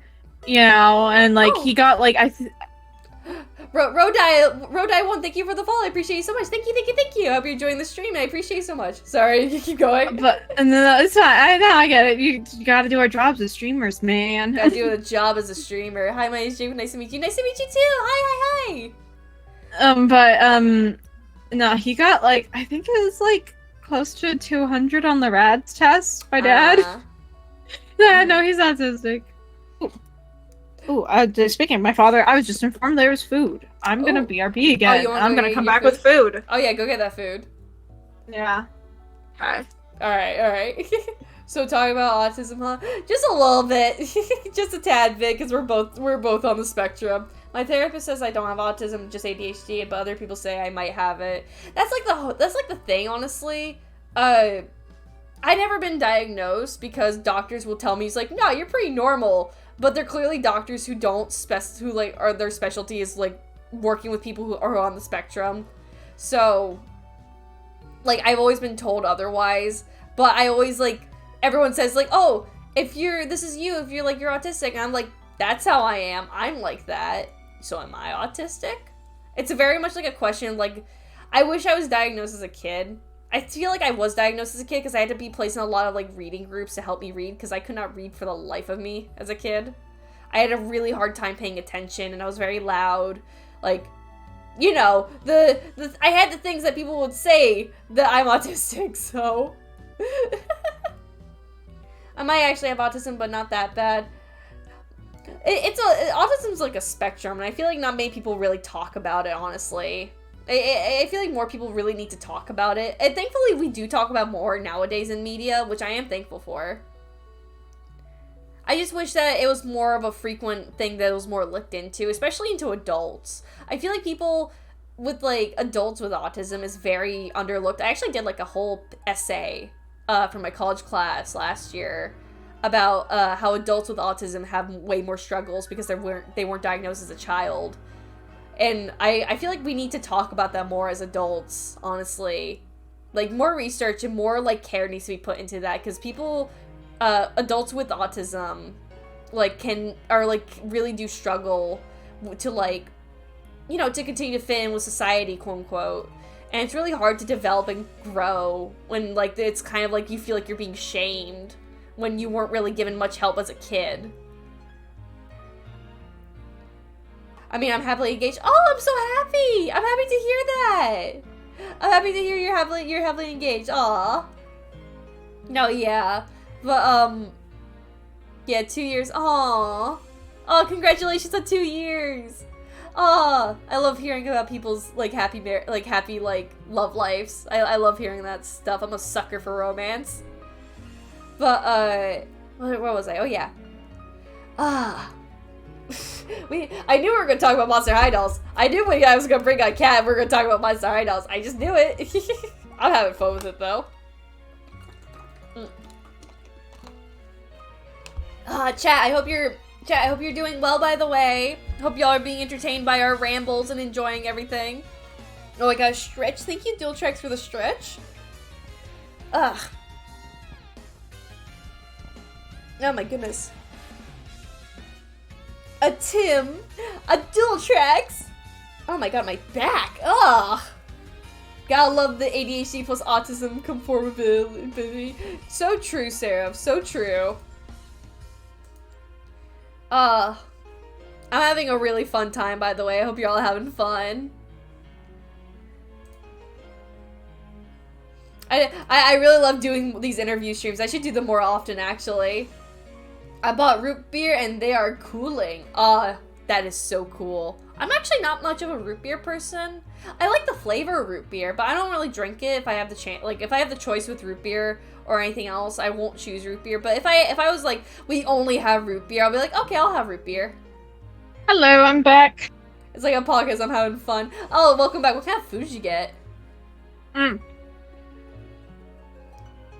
So my dad cooked, some cheap steaks, mashed potatoes, corn, mac and cheese, and bread. Ooh, you got a whole meal going on. Yes. Oh, it sounds delicious. It was funny. It was funny, though. Like, we were talking about autism before I left, and then I'm, like, portioning out my food. I'm like, okay, if I put this here, and this here... Oh god. I was just talking about autism, actually, while you were BRB. I was talking about how we need, like, doctors and, like, people need to talk more about autism in adults. Because some people, like, adults with autism, go, like, undiagnosed as kids. But, like, the moment that they're adults, it's, like, a lot harder for them. But, no, I'm like, I'll put this here and this here because I don't mind if these two things touch, and then this here so I can separate this and that. And I'm like, I stopped myself. I went, oh my god, Tim has a point. Okay, I gotta ask, do you ever, like, when you have a plate of food, do you ever, like, start eating one thing and eat that one thing only until it's done? Or do you, like, just pick at each one? So, it kind of depends on, like, what's on the plate, right? Right. Like, something like this, like I currently have, I'll kind of go, like, merry-go-round, you know? Go around everything. But then, like, other things, no, I'll eat, like, that one thing. Like, breakfast foods?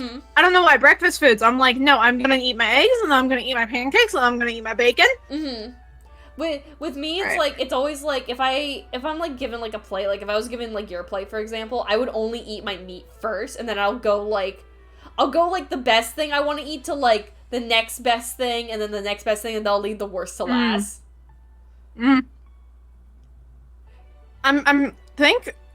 I mean, granted, my parents used to yell at me for not eating my vegetables when I was a kid, so I think this, like, me going merry-go-round a lot is, like, a development of that. I see. I get it. Because if they saw me just eat the meat, they'd be like, no, eat some vegetable. You eat your vegetable first, so you don't pull a, I'm not hungry when the vegetables are the only thing left.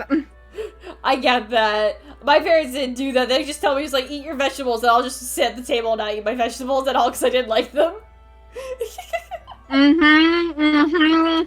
Did that too. Just like, just didn't like vegetables. Damn it. I found out I like roasted vegetables more than like steamed or boiled. Right? So like, yeah, I can crisp them up and I like them. Wow, no way! I can handle vegetables now, honestly, than I did as a kid. But, I mean, yeah, definitely more so now as an adult. Like, everything feels less like a punch in the face in terms of sensory. Right. Y'all making me hungry. Thank God you were here in the beginning of the stream, because we were talking about sandwiches in the beginning of the stream. I could go for a sandwich right now, but I don't have a sandwich. Instead, I have a question. Oh boy. So, okay, Kat. What was your favorite thing or place as a kid that's just completely gone now due to the modern age? Oh my, that one was like really, really, really hard. But I'd have to say like the kind of flash games, like Safe Kid flash game sites. Oh yes! Oh my god! Right, like I remember I used to go on the Barbie website all the time. Like I loved it. I have such fond memories of that place. It's just gone now. Because Flash is gone. No, I Moshi Monsters was my thing as a kid. So when I went back to it one day, it's like a little bit older, and I saw it was just gone, I was heartbroken. And like, not to mention all the Flash games on DeviantArt I used to play. Like, they're all gone. Oh man. Yeah. It's so sad. Just games for kids in general. That's so true, because nowadays kids don't have MMO games anymore. No! Like, I used to play Animal Jam. Right? Like, I used to play Animal Jam, and there was another one that, like, called Jump Stars. Oh my god! Oh my god! Oh my god! Oh my god! Oh my god! You know Jump Stars? Oh my god! Oh my god! Oh my god! Oh my god! Oh my god! I love Jump Start! Oh my, finally! Oh my god, finally! My childhood! Finally! Oh my god! I'm sorry if I'm screaming so much, but chat, oh my god. You don't understand. You don't know what it's like to be like, I play Jump Stars, and every other kid around you be like, what the fuck is that? Oh my god, Kat, I actually managed to get Jump Start to work one time. No. I gotta figure out how to boot it back up, but I figured out how to work it again. And there's actually people still playing it. Okay, so there was like the MMO one, and then there was like the ones that you had to like pay for. Yes, you had to pay for them, and like you could pick like what animal to be. Yeah. Guys, they're about to autism. Shut the fuck up. Oh my god. Okay, wait. Do you remember like the animals you could play as? I always picked like to be the white cat character, the white cat girl. I remember there was like the boy and girl cat, and then there was like robots. And then, I forgot there was like a third option. You could be a human too. Yeah. I always picked human because I just like making myself in games. I love being the white cat because I just love being a cat girl so much. Fair. But no, and then like, it's like the camp, like the campsite, and you go around like helping people and shit. Like, yes! Dude, I played that so much as a kid. Oh my god, I absolutely fucking loved Jump Star as a kid. I remember I have such distinct memories of it. Like when there was like different like grade level versions, right? So I don't know what version you had specifically, but the one I had. I went through a lot of them actually, so I might have played the same one you did. So there was like one where, you know, there's the campgrounds, right? Yes. And then you work through all the campground quests, and then eventually you unlock like this more like city plaza area. I remember that plaza area so well, and I remember the pizza game. Oh my god, the pizza game! Oh my god, you're bringing me back so many memories. Again, like, no one knows Jumpstart. Every time I bring up Jumpstart, everyone's like, what the fuck is that? I'm just like, are you kidding me? What do you mean you don't know it? That was like the biggest thing. You don't remember the dog? The dog! What was his name again? Was it Sam? Sam, I think it was Sam. Yeah, it was Sam. Oh, I remember. Oh, do you remember like the NPC characters, the other animal characters, and they like grew up? Like there was like a panda named Poe that was into music. Yeah, and there was a pink elephant girl. Keisha, do you remember Keisha? Keisha, oh my god. She was like the tiger who paints. Oh my god, yes, I do! Keisha was my favorite as a kid. I liked Poe the most. And then there was like the rabbit scientist guy. Like he wore like glasses, he was a big dork. And then I think it was like I think he was like a turtle. I think it was a koala. There was a koala. A koala. No, there was also a turtle. I think the turtle was one of the like counselors though, like the adults. Oh yeah. Oh my god. No, Keisha was my absolute favorite as a kid. Oh my god, I gotta. Sam from Sam and Max and Poe from Kung Fu Panda. I know that's like, I know the coincidence, right?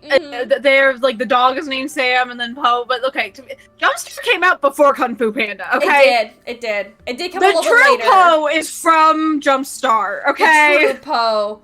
Oh my god. Okay, now I need to look up images. I'm also looking up images actually right now as we're talking about this. Well, like, Jumpstart games. Do you remember, like, oh my god, do you remember the plaza when it became Halloween Town? And, like, there was a whole haunted mansion area? Yeah.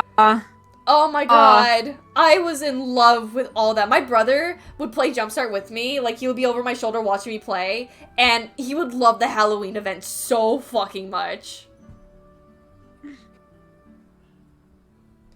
No, you guys have amazing energy together. We stand dorky queens. We stand or sit. I'm tired. I'll sit. Oh, thank you, Shade. I love you. You guys, yes, we are dorky queens for sure. We are bimbo dorky queens. Do you remember a movie called Balto? The one with the white dog, right? Like he was I think is it Balto? Maybe. I don't really have too much of a memory of that. Oh no! Oh wait, no, it's the one with the wolf. It was the one with the wolf who wanted to be like a dog. Oh wait, no, I remember now. According to my mother, I drove her insane with that movie when I was but a wee tot because I wanted to watch it 24/7. I actually watched that movie when I was a little bit older, like in my teen years. I only watched the movie because I think I knew someone who had a crush on the wolf. You know, fair? I mean, there was, like, human designs I've seen of the characters, so, like, understandable. Like, I think Balto is, like, along the lines of, like, people having crushes on, like, Mufasa or, like, Simba. Oh, yeah, for sure. Yeah. Okay, I'm trying to look for, like, the specific one. Like, because now... Oh my god, I found it! I found images! I found images from the one I played. Please share, please show me, please. Oh my god, this is a whole thing. Okay, Jumpstart 3D World, the Legend of Grizzly MacGuffin was the one I played. Can you show me the image? Cause... Yeah, there's the box. Oh! I think I might play that one, actually! And then here's, like, the, like, map view of it all. Oh my god! Oh my god! Oh my god! Memories. Oh my god. I love Jumpstart so much. I'm so sad that it's gone. I did manage to pull it up, though. I gotta show you how I managed to pull it up, though. Please. Because when I managed to pull it up, actually Shade was in that stream with me when I was playing it on stream, but it was really laggy though, and I couldn't, and when I was playing it, actually, I got, like, I think it was because it was really glitchy, I couldn't figure out what the hell to do in the game. Oh, do you remember when you could build your house in, like, the MMO? Yes! Oh my god, I fucking love that. I would always change my house, because I would change the aesthetics, like, every week. But I almost want to cry seeing these images. Like, oh my god. No, honestly, I looked at some, like, the newer Jumpstart thing. It's not the same. It's not the same anymore. It's not. Like, bring it back! Bring it fucking back! Oh, no, I love... Oh, my god! Oh, my god! Oh, okay. Actually, a confession I need to make. As a kid, I had a giant crush on the purple cow in this box. Oh my god. Okay, you know what? Fair enough, I guess. You know? I had a giant crush on the purple cat as a kid. And it didn't help that, like, he was a playable character with the white cat I would play as. So it was just like, OMG, it's my boyfriend, like, as a second grader. Oh my god, that's such a mood. That's such a mood. Oh my god. there was this another jumps. There was like it was like it was a long. I think it was under the because Jumpstart was not only like the game, it was also a company. Because they had a bunch of other games. I'm not sure. I don't remember the name of it for the life of me because I know, but I know I have the disc to this game. But does like, okay, does this game ring a bell to you when I try to describe it? Basically, it's a young girl who goes on space adventures with her friend, and one of the adventures is that they have to bring back her mother's jewelry that got lost. And there's a lot of like, there was like a mini game that has like popcorn in it, and they have a robot friend that made sandwiches. Does that sound familiar to you at all? Very vaguely. Is it like the space math like games that they would make? Sort of? Like, very sort of. It had, like, a bowling, like, planet, too. Like, I wonder if I can pull on. I really... Jumpstart, space girl game. I can't remember for the life of me what it was called. But I just remembered that, like, it was, like, a young girl who would go into space with her friend, and they had to get her mother's jewelry back from, like, the evil space lord who was actually her older brother. Like, I have the disc. And the thing is, I also try to play that game, too. But I gotta find that game because, like, I feel like you might not know it, but I want to share it with you so bad because that was my favorite game as a kid. So fair. I told you 2 Jumpstart games. OMG, I hate Jumpstart first grade. I was making fun of the Peace Girl before the internet. Oh, that makes me so happy to hear that, Shade. What were you gonna ask, by the way? No, I was gonna. Do you remember in like the MMO Jumpstart, right? They did that like event with like the penguins of Madagascar. Yes, I do remember. Oh my god, yeah. And do you remember the lounge that like everyone would go to and like you could get like a VIP like penthouse thing above the lounge? Yes. I do remember that. God, Do you remember, like, the movies? Because I remember Jumpstart had, like, a movie theater, and you can go see, like, homemade movies that people have made. And there was, I don't remember, there was this one movie I remember watching as a kid, and I don't remember anything else about the movie. I just remember it was about this group of girls who were, like, besties. And they got this one girl to break up with her boyfriend, because apparently he picked his nose before kissing her. Does that sound like a child wrote it? Do you think y'all interacted before in Jumpstart? I honestly... Dude, what if we did? What if we did? Imagine. I actually don't know if we actually did, because I didn't talk to that many people in Jumpstart. Okay, funny story. So little me was kind of like a little attention whore, honestly. I was one of those people who would just like... You remember the dance club, right? I would go to the dance club and just like make my make my character look really sad so people would talk to me because I didn't know how to talk to people. So I would spam like the sad emote till someone would talk to me and then be my friend because I didn't know how to talk to people. It was... Dude, I was an attention whore too, but in the way of like, I want a cool online boyfriend. Oh my god! No, me too though, actually. Because I would sometimes use that like crying trick, and I keep in mind I was in the fucking 2nd grade. Like we were like 8. Yeah. We were like 8 as we say all of this. Remember that. Yeah. So we didn't. I wouldn't do this nowadays, but like when I was like a kid, I would do that crying trick till a boy would talk to me. And I'd be like, "OMG, I'm so sad. No one will talk to me. Will you be my boyfriend?" It's so cringy now I think about it. Like I haven't thought about that in so long. God, and ever in the holiday events, God, I love like the 4th of July one with the giant picnic set where you're like aunt. Oh my god, that was so cute. I wouldn't do that today, babe. That's literally how we met. Nuh-uh! Nuh-uh! That's not... You were the one crying, not me.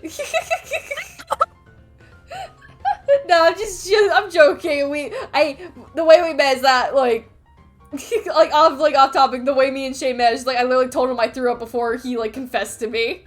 Because I got really shy because I really liked him. So I threw up because I got nervous. I mean, do you remember the, like, underwater? Yes. Like... Yes. Yes. Area that was like weirdly fucking creepy. Yes, I do. Oh my god. Like and you would just get the heebie-jeebies down there all the time. Oh my god, absolutely. I always avoided the water because I just hated it so much. I hated going in the water so goddamn much. Like, it was creepy. Oh, I gotta know. Were you always like in the shops buying new stuff for your character? Yes. Oh my god. The one thing I remember about my character is that my character. Oh yeah. I'm sorry. I came across this character and it's the cute little like raccoon girl. I forgot about. I used to play her too. I used to play her too, actually. Oh my god, I completely forgot about her. I used to play her so much. She's so cute. Hold on, I wonder if I can find the cat girl I'm talking about. Hold on, cat girl.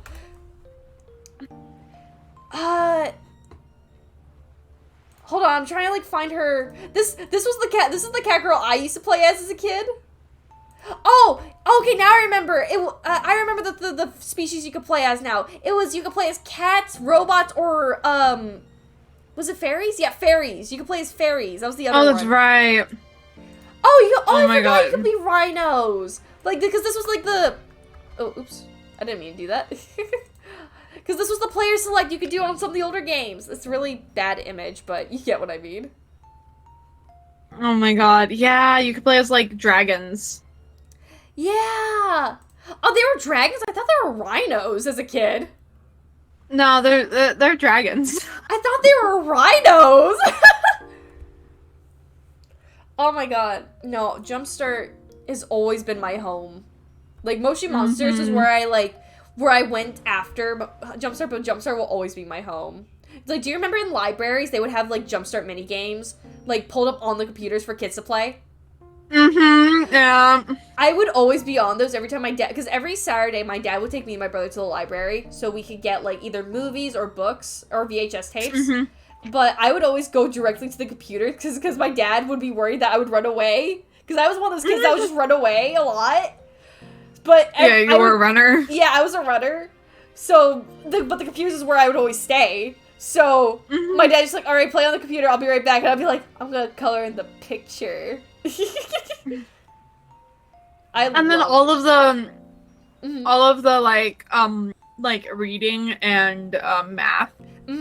Like things you had to do to progress. And I just... Dude, I remember I was like, because again, I'm severely dyslexic, so like, I ran through the math stuff super fucking quick. The reading stuff, like, I'm like, no. I don't want to read, I just want to look at the cartoon characters. That was so me. Oh my god, you don't understand how happy it makes me to hear that you play Jumpstart. You don't understand how happy it makes me. Dude, I think I do, because I am the same way. Actually, yeah, you do understand. You do understand. You understand exactly how I feel. My school... Like... Oh, you continue, by the way, sorry. No, I was just like, oh my god, no. Like, no one ever heard of it, ever. Like, I would talk about it with, like, kids at my school and stuff, and they'd be like, I don't know that. What do you mean you don't know that?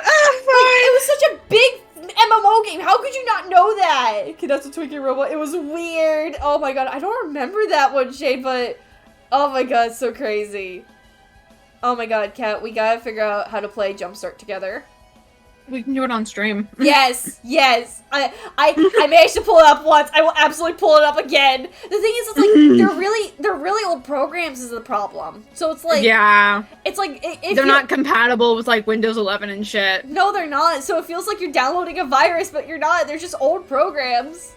Yeah, and then your computer freaks out because it's like, I don't know this, man, and I don't recognize the file program type, and you're like, no, shush, quiet, trust me, child, I know what I'm doing. Please just believe me, just do it, please. Oh my god. That was actually, honestly, that, like, I really like that response for, like, that question, like, because I was expecting to, like, have, like, a place when I wrote that question down, but you said Jumpstart, that's, No, like, the best answer ever. I was a shut-in as a kid. You think I went places? No, my no, family honestly, was poor, and I was a Gen Z, like... No, honestly, me too. Me too.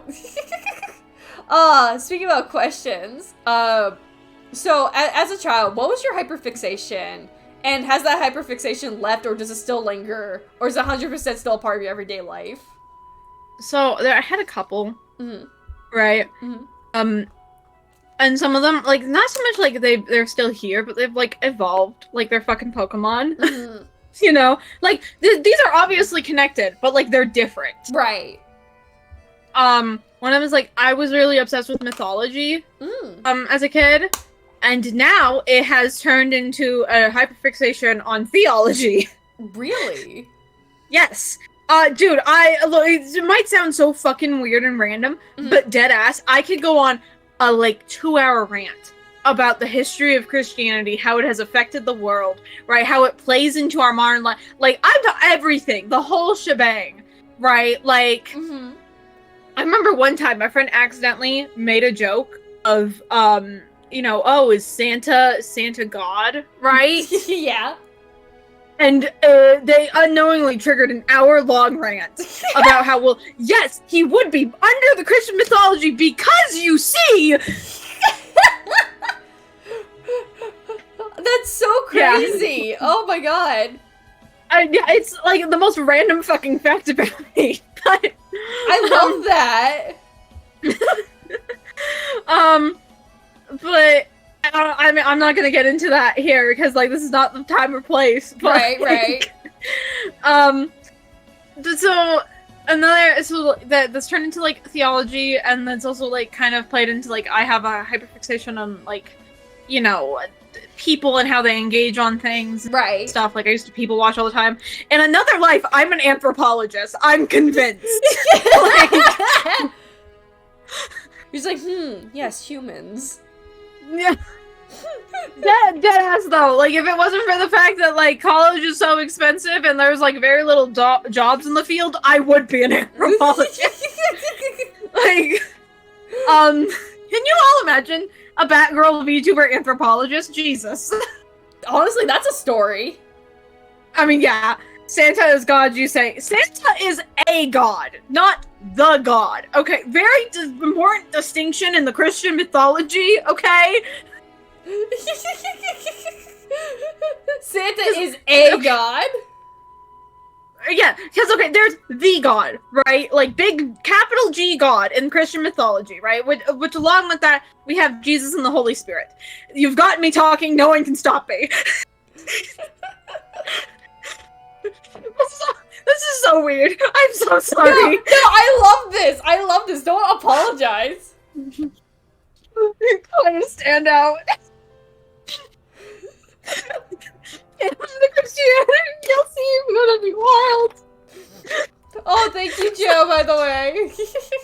Oh my, okay, so now, so there's the Holy Spirit and Jesus, right? And the Holy Spirit and Jesus are, like, connected, but they're not. Right. Like, right. And that's because of a lot of different reasons, because they've, like, absorbed, like, polytheistic, like, religions over the years and stuff. And then also just how the fact that, like, Christianity was so widespread, they started developing individual little pockets that had their own thoughts and beliefs. And then now in the globalized era that we live in, they kind of all congregate back together, making some weird incoherent, like, contradictions. But one thing for sure is the way that Catholicism specifically treats saints, which Santa Claus is based off of Saint Nicholas, right? Right. They're basically, like, demigods or, like, lesser gods, right? Like, you will pray to saint, right? Specifically, or, like, candles in their honor, right? And they all represent different things, right? So, like, if you're a fisherman, you might pray to the saint of fishing and fishes, you know, instead of God himself, because God is, like, for the big problems. He's, like, delegated task to the saints, right? Right. And along with, like, Virgin Mary and stuff. And so so the saints are in a like way of how they like work and function within Catholicism. If this was an ancient religion, we would define them as like demigods or lesser gods, right? Even if the religion itself does not define them that way. And so on that front, Santa Claus is a god, right? Like he is based off of Saint Nicholas. Right. But then also Santa Claus as a mythology in and of itself, he's a god. He is omniscient. He judges your actions. He rewards those who he deems good and worthy, and he punishes those that he deems irresponsible or what have you. Right? Which is like a baby version of it's just like the baby version of the Christian, like, heaven and hell, omnipotence of sin. Right? But it's like less extreme. And so like there is a theory kind of, and like this is kind of hard to prove, especially if you're living in that culture. Of the reason why the Santa myth got so popular is because it was basically a way that the Christian majority of parents could like start introducing the concept of God to children in a way that they could more easily understand. But so in that way too, he is God, because he is kind of being used as a representation of the big God, right? But he's not the big God, right? And then, but even in because Christmas has now been so divorced from the Christian and the pagan roots of it, with winter solstice celebrations, we could say Santa Claus, independently of anything else, is a god. Again, that omniscient thing and his judgment onto those. Right? We have a big celebration of him. We put up idols of him. We leave out offerings for him, milk and cookies. And then also, Santa too fits into a very old character type, which was originally based off of Odin from Norse mythology. I'm learning so much right now. My God. I'm like loving it. Yeah. So, also in that way, it just puts in more credence to that. Yeah, he is a god. Like, So, in any meaningful distinction, Santa is in fact a god. Damn. I guess now whenever someone's like, what god do you pray to? I'll just say Santa. Yeah. Why not? Like, again. Yeah. So, if you ever want to, like, have the weirdest fucking rant in history, just come to me and bring up a theology thing. Absolutely. Oh my God. I love that. So, that grew from that kind of, like, evolved from your childhood. Would you say anything else, like, evolved or, like, still lingers or is probably, like, gone? Well, yeah, it's like, my obsession with, like, creepy things, right? Like, the weird and the macabre, right? Like, I loved Addams Family, Monster High, Ruby Gloom. Halloween's my favorite holiday. And as a kid, it was, it kind of was just kind of like, I like them, they're weird. Yeah. Right? Yeah. But as an adult, right, I can articulate it a bit more of, like, I felt very othered in society for a lot of different reasons, and I was, like, attracted to this, like, they're other, too, but they're happy, and they're cute, and they're wonderful, and I like them. Right. Right? So I could be like that. And it's kind of evolved into, like, right, that kind of led into my spiritual beliefs a lot with, like, like, I'm a practicing witch in real life, and I'm pagan. Oh, really? Right? Yes, I am. Oh, that also kind of ties into the mythology and theology obsession, right? But also the weird and the macabre and the creepy, right? I feel, and like now I'm very obsessed with, plants and knowing how to combine them to make spells and potions and right. So it like those two things kind of combine together into like my spiritual beliefs, right? Which I always think is so fun to think about, like that, or like I said, it's like Pokemon. Like, I can see how this led up here, but they're different. Yeah. Oh, it's so interesting, actually.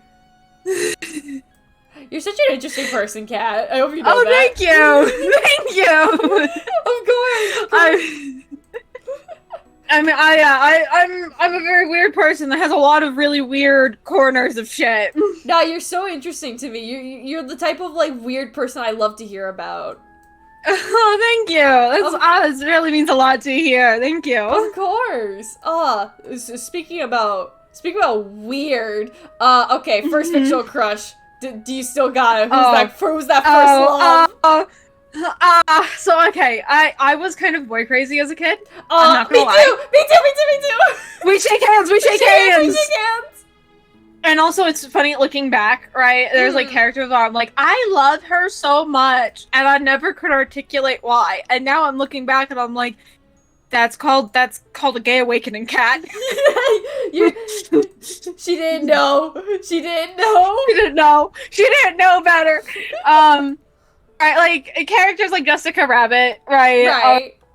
Was like a big one, or like Kim from Kim Possible. Was Shigo? Was Shigo one? No, Shigo wasn't. Really? You seem like a Shigo I didn't lover. like Shigo. Okay. I loved the aesthetic. Right. I never liked Shigo. I wanted to bitch slap Shigo as a kid. Oh my god. Like, do you still want to bitch slap her, or? I would not. I could tolerate being in a room with her, but there would be a timer. There would just be one time where you're just like, I'm gonna bitch slap you. But no, bringing up Kim Possible, I really liked Raw Unstoppable. I both liked Kim Possible and Raw Unstoppable. Yeah, that's your bi-panic right there.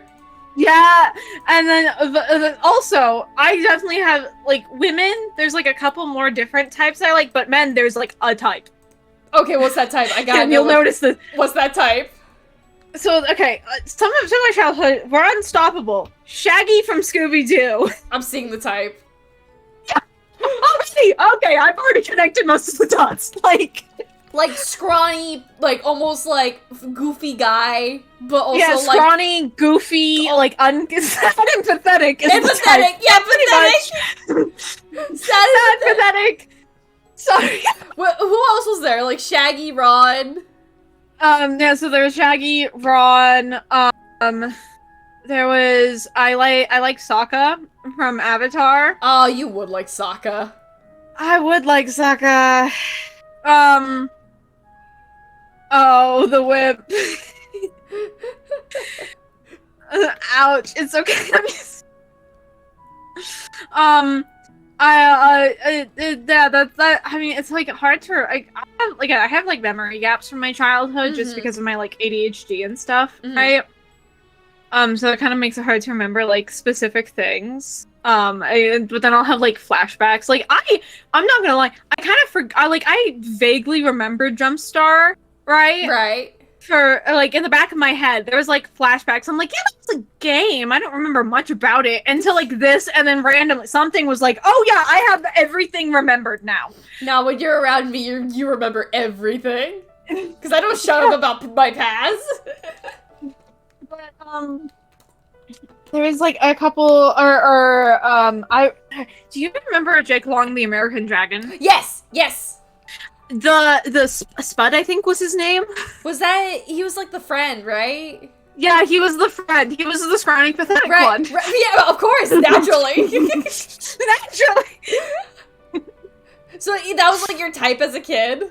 Yeah, for sure. And it's like still kind of like scruffy, like scruffy looking mask people. Like scruffy mask. Oh. Yeah. What's like? Can you give me one scruffy mask guy? I mean, okay, well, one, Shaggy still. Shaggy. I mean,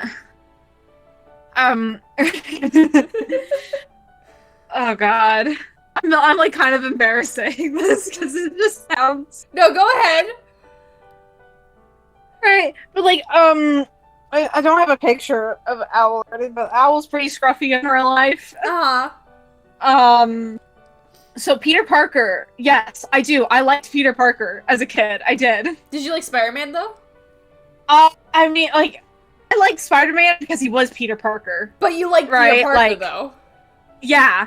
Right? Like, it was like, I will deal with I would accept dating Spider-Man, because that means dating Peter Parker. Like, that's fair. Honestly, like, so you had that consistent type as a kid, just like the wimpy guys, and then the occasional woman without like questioning. No, because the women are just like, I really like her. Like, I really like her a lot.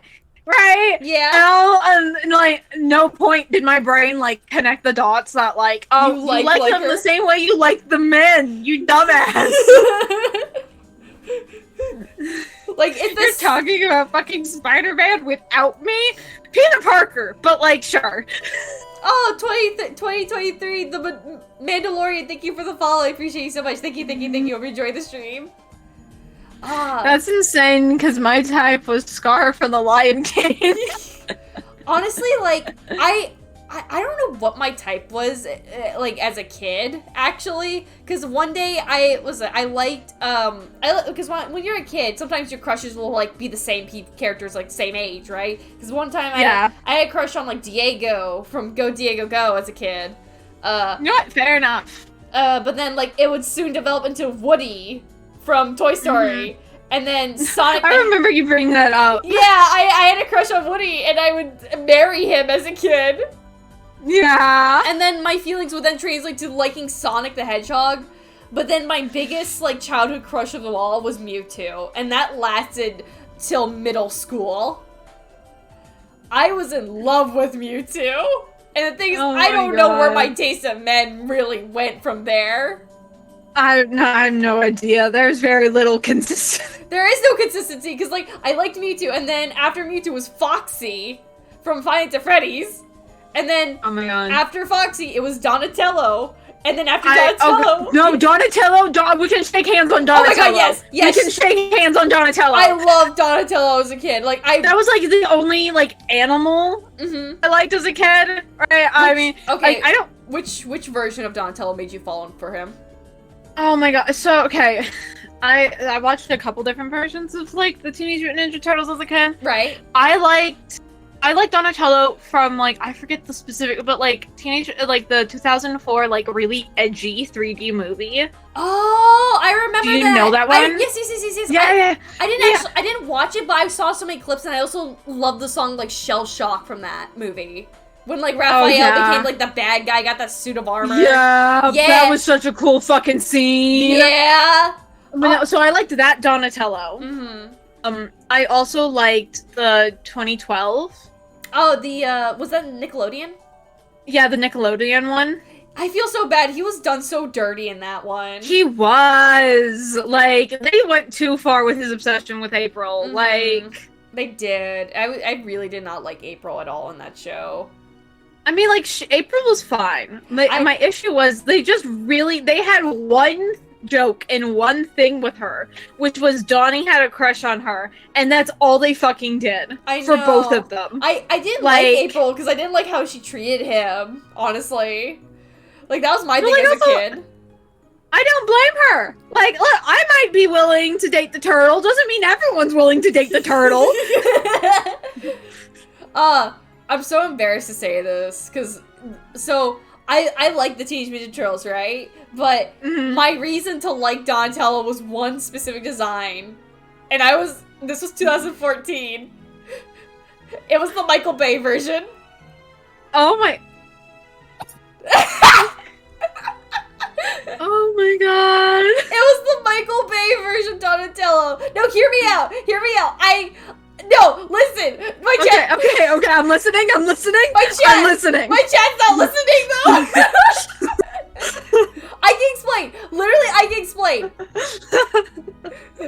I will not hear you out. I don't let them cook. Hell yeah, be around. It was just the fact being that, like, look. No, listen. It was just the fact being that, like, seeing the characters being huge monsters is what hit me. Oh, it's the monster fucker aspect. I can respect it. Yes! I can respect it. Because, like, like they're Teenage Mutant Ninja Turtles, but they're always portrayed as like, oh, they're teenagers or like they're young adults, right? It's like, oh, they're cartoony, they're silly. But the moment I saw the Michael Bay version where they're giant mutant turtles, I'm like, oh, Donatello kind of tucks hair behind ear. You know what? I can respect it for the monster fucker aspect. I absolutely can. Show me a werewolf and my eyes like start going hearts. Like, to be honest, I think Donatello's like the least offending in the Michael Bay versions, honestly. So true though. Like Michelangelo got the worst makeover ever. Like, I mean, like, yeah, Donatello at least still looks, you know, cute. Yeah. Doesn't look like a mishmash of poorly generated CGI. I could believe Donatello was an actual design. Don't get Kat started on werewolves. Like, don't. All I'm gonna say is that just there, Kat. Oh my god! I'm reading it. I can respect the werewolf. I can respect it. There's a meme. There's a meme where I go through periods of playing Skyrim. Right. And there's one point where I was like playing it at like 2 a.m. Mm-hmm. Right. This was like in high school, so like I had a semi-decent sleep schedule, so that was like late and delirious for me. Mm-hmm. And so I'm playing it, and then I'm just like I treat me and my friends have a server where we all have like a being annoying chat where we're allowed to put whatever we want in there. Right. And I treat my being annoying chat pretty much live tweeting shit sometimes. No. Yeah. So like I'm there like basically live tweeting into this Discord group chat of my experience playing Skyrim at 2 a.m. And I literally said, "It is 2 a.m. I am tired. I'm not gonna stop though, because my only goal is to marry me a werewolf." I respect that so hard.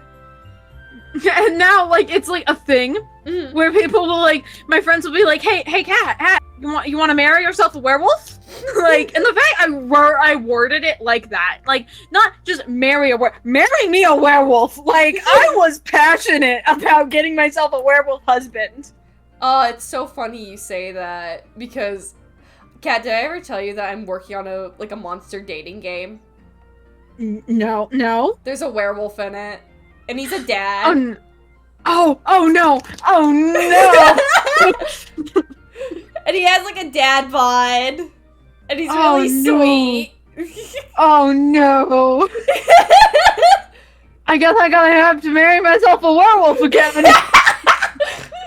Werewolf dealt? Exactly, Sarah. Yeah, I'm working on a dating game, and it's also voice dubbed too, so I don't know if that's like does something for you. Oh, the voice might do something. The voice might... Oh no. I'm just imagining you like in the corner crouching over, it's like, oh no. Yeah. Is he like the werewolf guy from Hotel Transylvania? Oh my god, Hotel Transylvania. Johnny from Hotel Transylvania. That was another one. Oh, that was another one. Again, we're following the type here. You have a more consistent one. Again, like I said, I didn't have any consistency. Like, oh yeah, of course, Donatello, and then Jeff the Killer after Donatello. And then I think after Jeff the Killer then led up to McCree from Overwatch when Overwatch was good. And then I think Maven, yeah, Kat is extremely consistent. But then after McCree, you wanna know what then was the next one after McCree? What? Rick Sanchez from Rick and Morty! There was no consistency! But then after Rick Sanchez, then it became more consistent, because then I liked Severus Snape, and then I just liked old men afterwards. Okay, Severus Snape and Rick Sanchez, I can see how this led. Right, I can see how this led. You can see you can see the build-up. Can you explain to me where I can't see it? Okay, so one, they're both decently older. Right. 2, child endangerment. It's like last year. Child endangerment. 3, shut the fuck up, I'm right. Oh, that like they both would say that. I'm pretty sure Rick has said that. Yeah.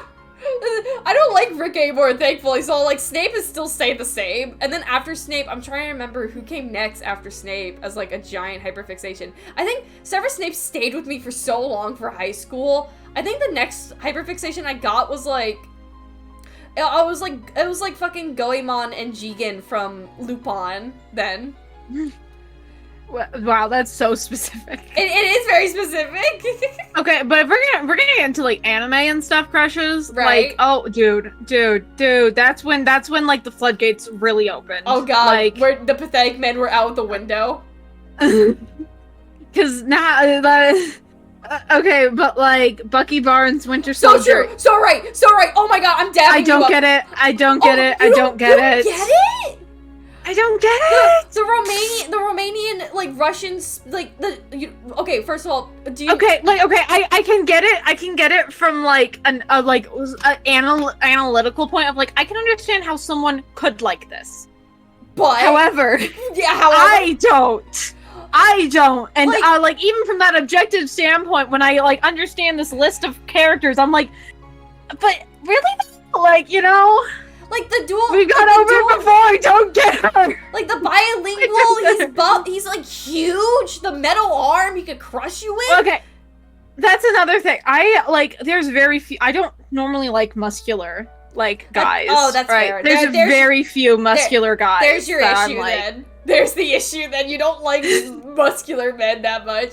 Like the only like really muscular kind of guy I can think I like is Scott Monster Prom, and he's a werewolf and he's a dumbass. He hits other points. Well, that doesn't count because he's a werewolf and a dumbass. Exactly. So the buff thing is like invalid. Oh, hydrate in a stretch. I'm hydrating right now. Okay, if we're talking about Monster Prom, Damien for me. Oh, so fair. He's so hot. Look. No, that's so real. Mm-hmm. That's so like I like Damien. I like Scott. Mm-hmm. Ironically enough, I don't really like any of the girls. Like I would be best friends with Miranda and Polly, but I do not want to like date either of them. What about like in Monster Prom 2, like Monster Camp, like the goth girl? Oh, the witch. She's fun. I would be best friends with her too. But no, from two, Milo, the Reaper. Oh, Milo, the Reaper. Right. Yeah, that's your type. Yeah, I can see that. Yeah. I honestly, what about Dahlia? Dahlia? The blue demon? Oh, she's. I mean, I could maybe be persuaded. You know. You know, just like if you were in a room with her, maybe. Yeah. Fair enough. No, like Milo. Have you played the Monster Prom games? Yes, I've played 1 and 2. I've not played 3 Road Trip yet. Oh, 3's very fun. I played it once with one of my friends. Oh, we should play Monster Prom together. I played the. We should. That'd be so fun. Who do you normally pick to be your character? I always pick the Vicky. Same. I love Vicky. We are such Vickies. We are such Vickies. We're such Vickies. We are such Vickies. We are. I think Kat would have had a crush on Yuka from or Ree from Blue Exit. I don't know either of those. I don't know. I don't remember those. Milo is so baby girl. Milo is so baby. I would do unspeakable things to that Reaper. You know, it's so fair. I respect you so hard. Because that's like me with a lot of characters. I like when I found out Milo was on non-binary too, because like Owl's non-binary. I was just kind of like, no, we stay winning. We stay winning. It's like a bonus. Yeah, I'm like, hell yeah. Okay, but like, what was like an anime crush for you then? An anime crush? Anime crushes? Okay, this is when the floodgates opened. Because like I got into anime right as I like started puberty. Oh no! Oh no! Yeah. You can see how this would triangulate. Oh, actually, like, I just remember because like I also got into anime as and when I entered puberty actually. But my anime crush was so off. Actually, I just remembered an anime crush that I was obsessed with in middle school. Because this is what? Do you know One Punch Man? Yeah. I want you to guess which character I had a crush on as a kid. Okay, I'm not gonna. Okay, Saitama's too obvious. And so is his like robot sidekick. Mm-hmm. Is it the dude that rides the bike? I forget his name. I know who you're talking about. I also forgot his name, but no, you actually skipped the answer. Is it Saitama? Yeah, I had a crush on Saitama. Which is so weird because I don't like a lot of like bald characters that much, and like I don't know why my brain saw Saitama and just went like, he's so fine, I want him. You know what? Fair enough. I still Fair want enough. him. I still would. I'd hit that. Oh, okay. Vera has sent a reference for the two men he was referring to in Blue Exorcist. Oh. And so apparently Rin here is on the left, and then Yukio is on the right, and Rin, yeah. I'm sorry. Blue fire? That's okay, sure. I'm sorry. Looking at both these characters, I'm just not into them. I think it's the fact that they look like young boys to me. I don't know how old these characters are. I'm saying that with the assumption that they are adults. No, yeah. I just my brain. I'm sorry. I like characters. I like my men that look like men. Does that make sense? I mean, that's fair. I don't like super masculine. Mm-hmm. So Rin's personality is not for you, Kat. I don't know. I'm just going off of looks. Mm-hmm. If I think the fictional crush of Black Cat from Spider-Man, that's so fair. That's so fucking fair. Oh, Black Cat. Oh, she's pretty. I want to look like her. She is. She is pretty. Like, she's a woman I want to look like. They are legal adults. Okay, good. Who was one of your anime characters? I gotta know. Like anime crushes. Okay. So for a little bit there, Shikamaru from Naruto. That's the one with like the one eye, right? No, that's Shikamaru is one of the starts out as a kid at the beginning of the series, right? And he does the shadow control thing. Oh, him. And he's like really lazy but smart. Oh, him, right. I can see that being your type. Yeah, that's kind of lines. Yeah, and I honestly, Shikamaru would be such a healthy relationship to have. Yeah. Like, so healthy. Like, probably the healthiest one. I know, I pat myself on the back for that choice. I didn't watch Naruto as a kid, actually. The only thing of Naruto I had was this Wii game where it's like, it's just a Wii game where basically Naruto characters fight each other. And I thought Kakashi was hot and that was it. Nothing grew. That's fair. A lot of people like Kakashi. Right. Mm-hmm. I never really liked Kakashi that much. Again, I get it. I don't have a thing for older men. I've never liked men older than me. I do. It's a preference. I love that for you. I love that for you, not for me. I get it. That's our one differ. We just like we both love men, but there's two spectrums. Two different. We're on two different spectrums. Like have you seen Spooky Month recently? The newest episode. No. I don't think I've seen that at all. You never seen Spooky Month at all? I don't think so. I feel like you'd love Spooky Month. It's so it's very much your vibe, actually. Okay, wait, hold on. Let me look this up. It's like the one, like the Serpello animated thing with like the pumpkin and little skeleton dude dancing. Oh, yeah, I've seen this. Have you seen the latest episode? No, I don't. Okay, have you seen any of the characters from it from Twitter by chance? No. Okay. Well, I'm just gonna say there's like a character that's like a priest in it, and he's like an old man, and I'm obsessed with him. You know, that's priest. I can yes! shake hands on that one. Yes. Like Libra. I know you'll know Libra from Awakening. Oh yeah. I ship him really hard with Tharja, so like I never marry him because I always marry him off to Tharja. No, I get that. But like, if Tharja wasn't in the picture, right. Like you just like might as well skip in. Yeah, I'm not going to be a home wrecker, but like, if there was no home. No, yeah, like I'm sorry, but priests they've recently done something to me recently. I don't know what. It's my probably hyperfixation on theology and my religious trauma, but nuns and priests.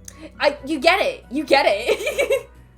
I accidentally made I did a doodle once of my character wearing like a nun outfit, just like I saw this one post on Twitter. It's like I hate the sexy nun outfits, actually, like the Halloween costume ones. I really don't like those. I don't like most of them either. Yeah, like just like I drew my character like in the normal like actual nun fit. And I think I told my boyfriend that I'm really into priests, and I think I gave him something like that I have now because he likes nuns too. Yeah, okay, look, I've seen some sexy nun designs that work, but the majority of them just kind of suck. Yeah, no, absolutely, I agree. Also, Joe, you're right. No, I do I like the John from Faith. You are right. I don't know who's that. He's from it's from a pixel game, but there's a lot of fan art of the character that makes him hot. Hold on, let me go grab the picture comparison. Hold on. Is it John Faith? But yeah, and then video games too. Fire Emblem, I got into Fire Emblem, so I started liking a lot of Fire Emblem characters, right? Right. And then I played Danganronpa. Okay, I played Danganronpa 1. Yes. Also, this is the character, John from the specific combination of Mondo, Taka, and Chihiro. You seem like the type to like all three of those characters. But the specific combination of them together did something to my brain chemistry. Mm-hmm. God, Camilla. Kat is obsessed with Camilla. I am obsessed with Camilla. I am obsessed with Camilla. No, I don't. No, okay, you laugh, and you might think it's a joke. It's not a joke. No, I believe you. No, I fully believe you when you say you are probably mentally ill for Camilla.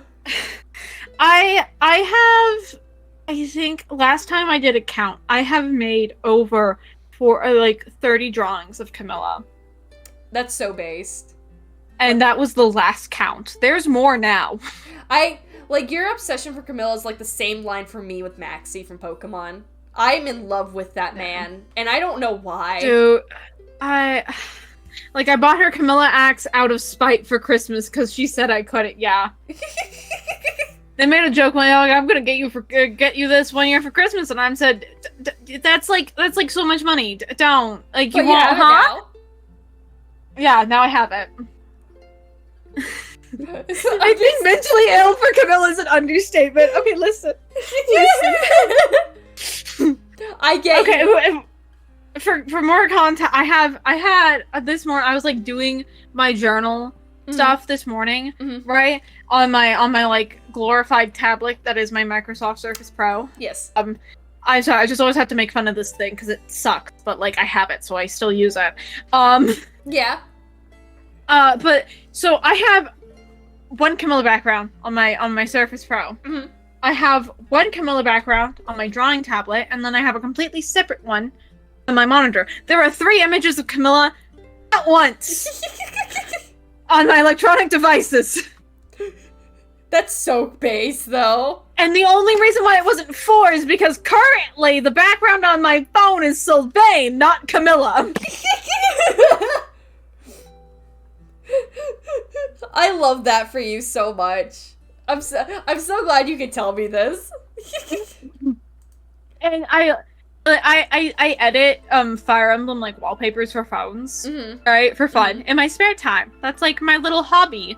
And I'll post them on Tumblr. I've never said the name of the Tumblr because I don't want it to be associated with my more professional your side brand. of shit. Right. Yeah. But if someone stumbles upon it, have fucking ham, right? But I think I've edited 4 different Camilla wallpapers, and I've used all of them on my phone at any given point. And then in Heroes, the mobile game where there's different alts, I'm only missing one single Camilla alt. She has 9 alts, by the way. Oh my god. Yeah. So I'm only missing one, and I it's like to the point I desperately want this last one that I'm sitting here being like, if I can't get it with like through the three orbs that I have like min-maxed perfectly how to grind out, I will spend money, and that will be the only time I will ever spend is to get that last Camilla alt. I'm praying for you. I'm praying for you.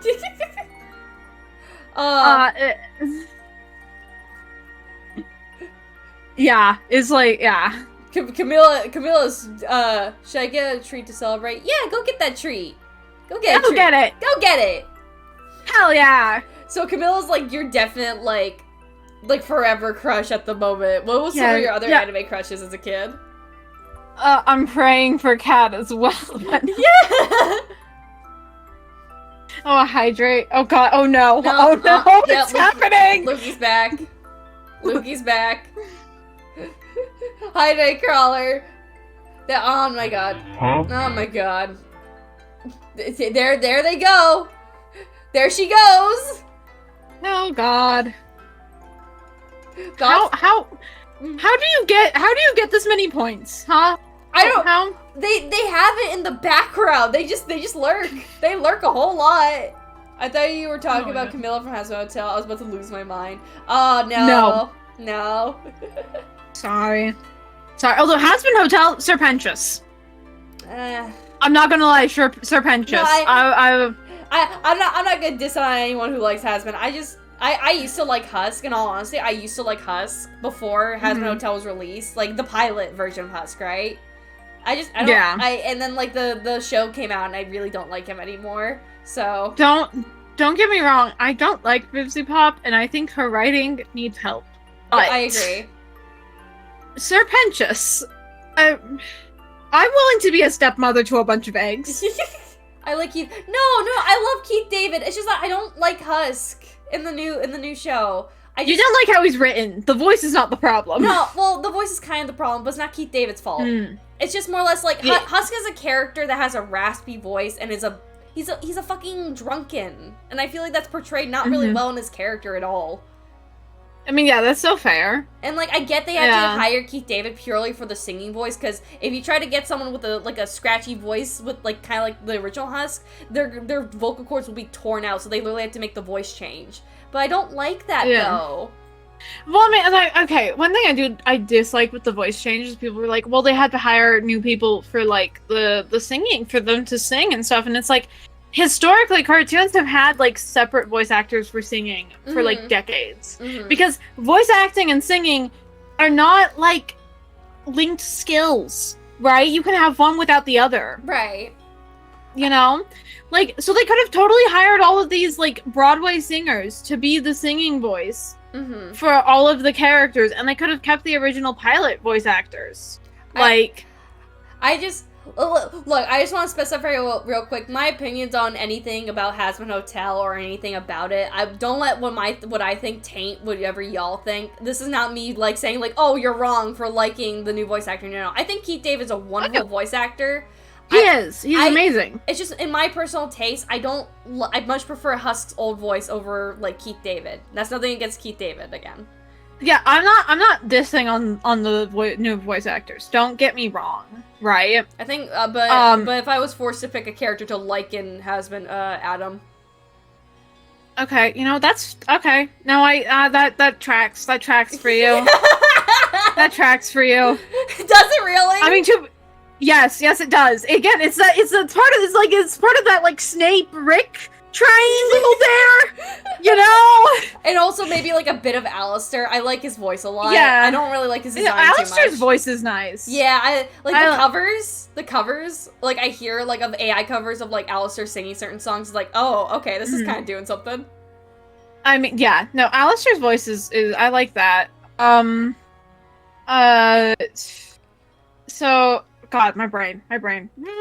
But to be fair, Serpentious is that logic's for me. Serpentious is very cute. I will admit that.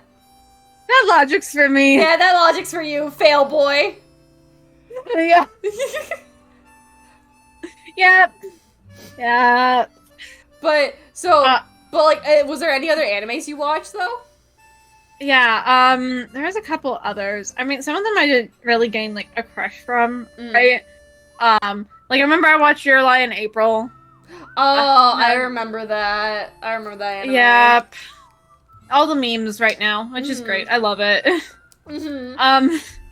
I watched like a bad Midoku Magica ripoff called Yukigiri is a Hero. I've never heard of that before.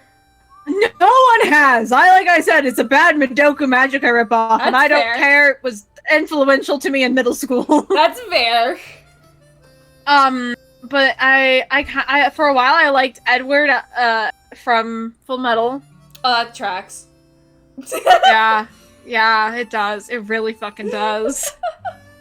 And it also like tracks, also kind of like shows like the transition, because like I still like the scrawny one, but also I like loud ones. I like ones that are loud. But he's still pathetic. They're loud and hyper, right? And I think Ed is like the perfect center of this Venn diagram. Yeah, he is. Like, I can see it. I see the chart in my head. Yeah, I could have a shouting match with that man, and I would be the best day of my life. And then you just have a makeout session with him after screaming. Yeah, no, you are like Edward sometimes, Seraph, because you're short and you hate admitting that you're short. I get it though. I was gonna say real quick, I'm gonna take a quick pee break if you don't mind. Okay. You can go ahead and do that. I'll keep them entertained now. Okay. Ha ha ha. Okay, I'll be right back. Uno momento. Okay. Edward, like Robert Patterson's character. Sarah, don't give me that look. You know I'm right. Hi, Kat. I hope you're doing well. I am doing well. I'm having a lot of fun. I really enjoy hanging out with Tim. Like, she's such a cool person. Right, I think we get along really well, and I'm very happy we're like talking more often, and I think we're gonna start showing up on each other's channel a little bit more often, which I'm like I'm all for. Like it's gonna be so cool. Yeah, Tim is really she is really cool. Tim is so cool. I really hope that we start popping up on each other's channels a little more often, because like I would love to hang out with her more. Oh my god, Tim's gonna come back and just gonna be like, oh, you were gushing on me. I'm vibing with Tim. Yeah, no, Tim's great. Tim is fun. But what about you, chat? And who are some of your childhood crushes, huh? Been playing Baldur's Gate 3, and yeah, you are correct. My taste in characters. I love Will. I know it. Fucking know it! I need to talk to Tim and everyone in Bug Server more. That's such a mood, right? That's such a mood. But no, Will. Yeah, I knew Owl would like Will. You kidding me? I love Karlach from Baldur's Gate. I love Karlach, which again, like that loud, like rambunctious kind of. Yeah, like Karlach and Scott. Mondo, yeah, Gundam from 2, from Danganronpa 2. I never had any childhood crushes. The closest thing to that was May from the Pokemon games. Bro, this is the second time it happened. What happened? I don't think I've ever told you actually about Cora from Cora. I forget how to say his name. It's their name. The non-binary one from Soul Eater. I used to simp for Danny Phantom as a kid. That's so fair. Y'all keep jump scaring me every time you say the name Will.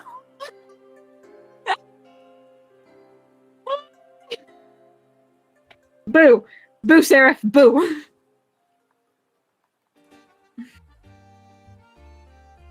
Listen, look. I was the one that's bringing up Will, and then I'm responding like a good streamer. Okay, you hear me?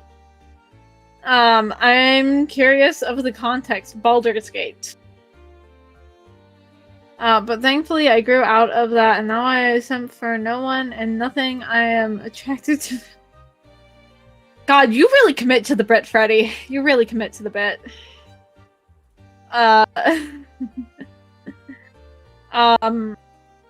But God, it's so weird. I know you guys can hear music in the background. I'm not. I can't. I don't. I just hear my own voice talking into the void.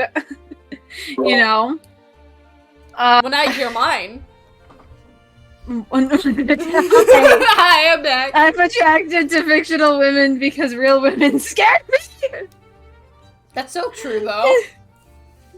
Women are scary. I mean, look at us. They can be. I was gonna say I'm the opposite of scary, and then I remember like all the boys in my high school like had a rule of don't fuck crazy, and they would just point to me. So maybe I am scary. I don't know. I don't know how boys felt about me, honestly. I don't know if I told you this in the last stream. Like more girls were attracted to me than guys. Yeah, you told me that. Yeah. But I was boy crazy though, but I got the wrong attention.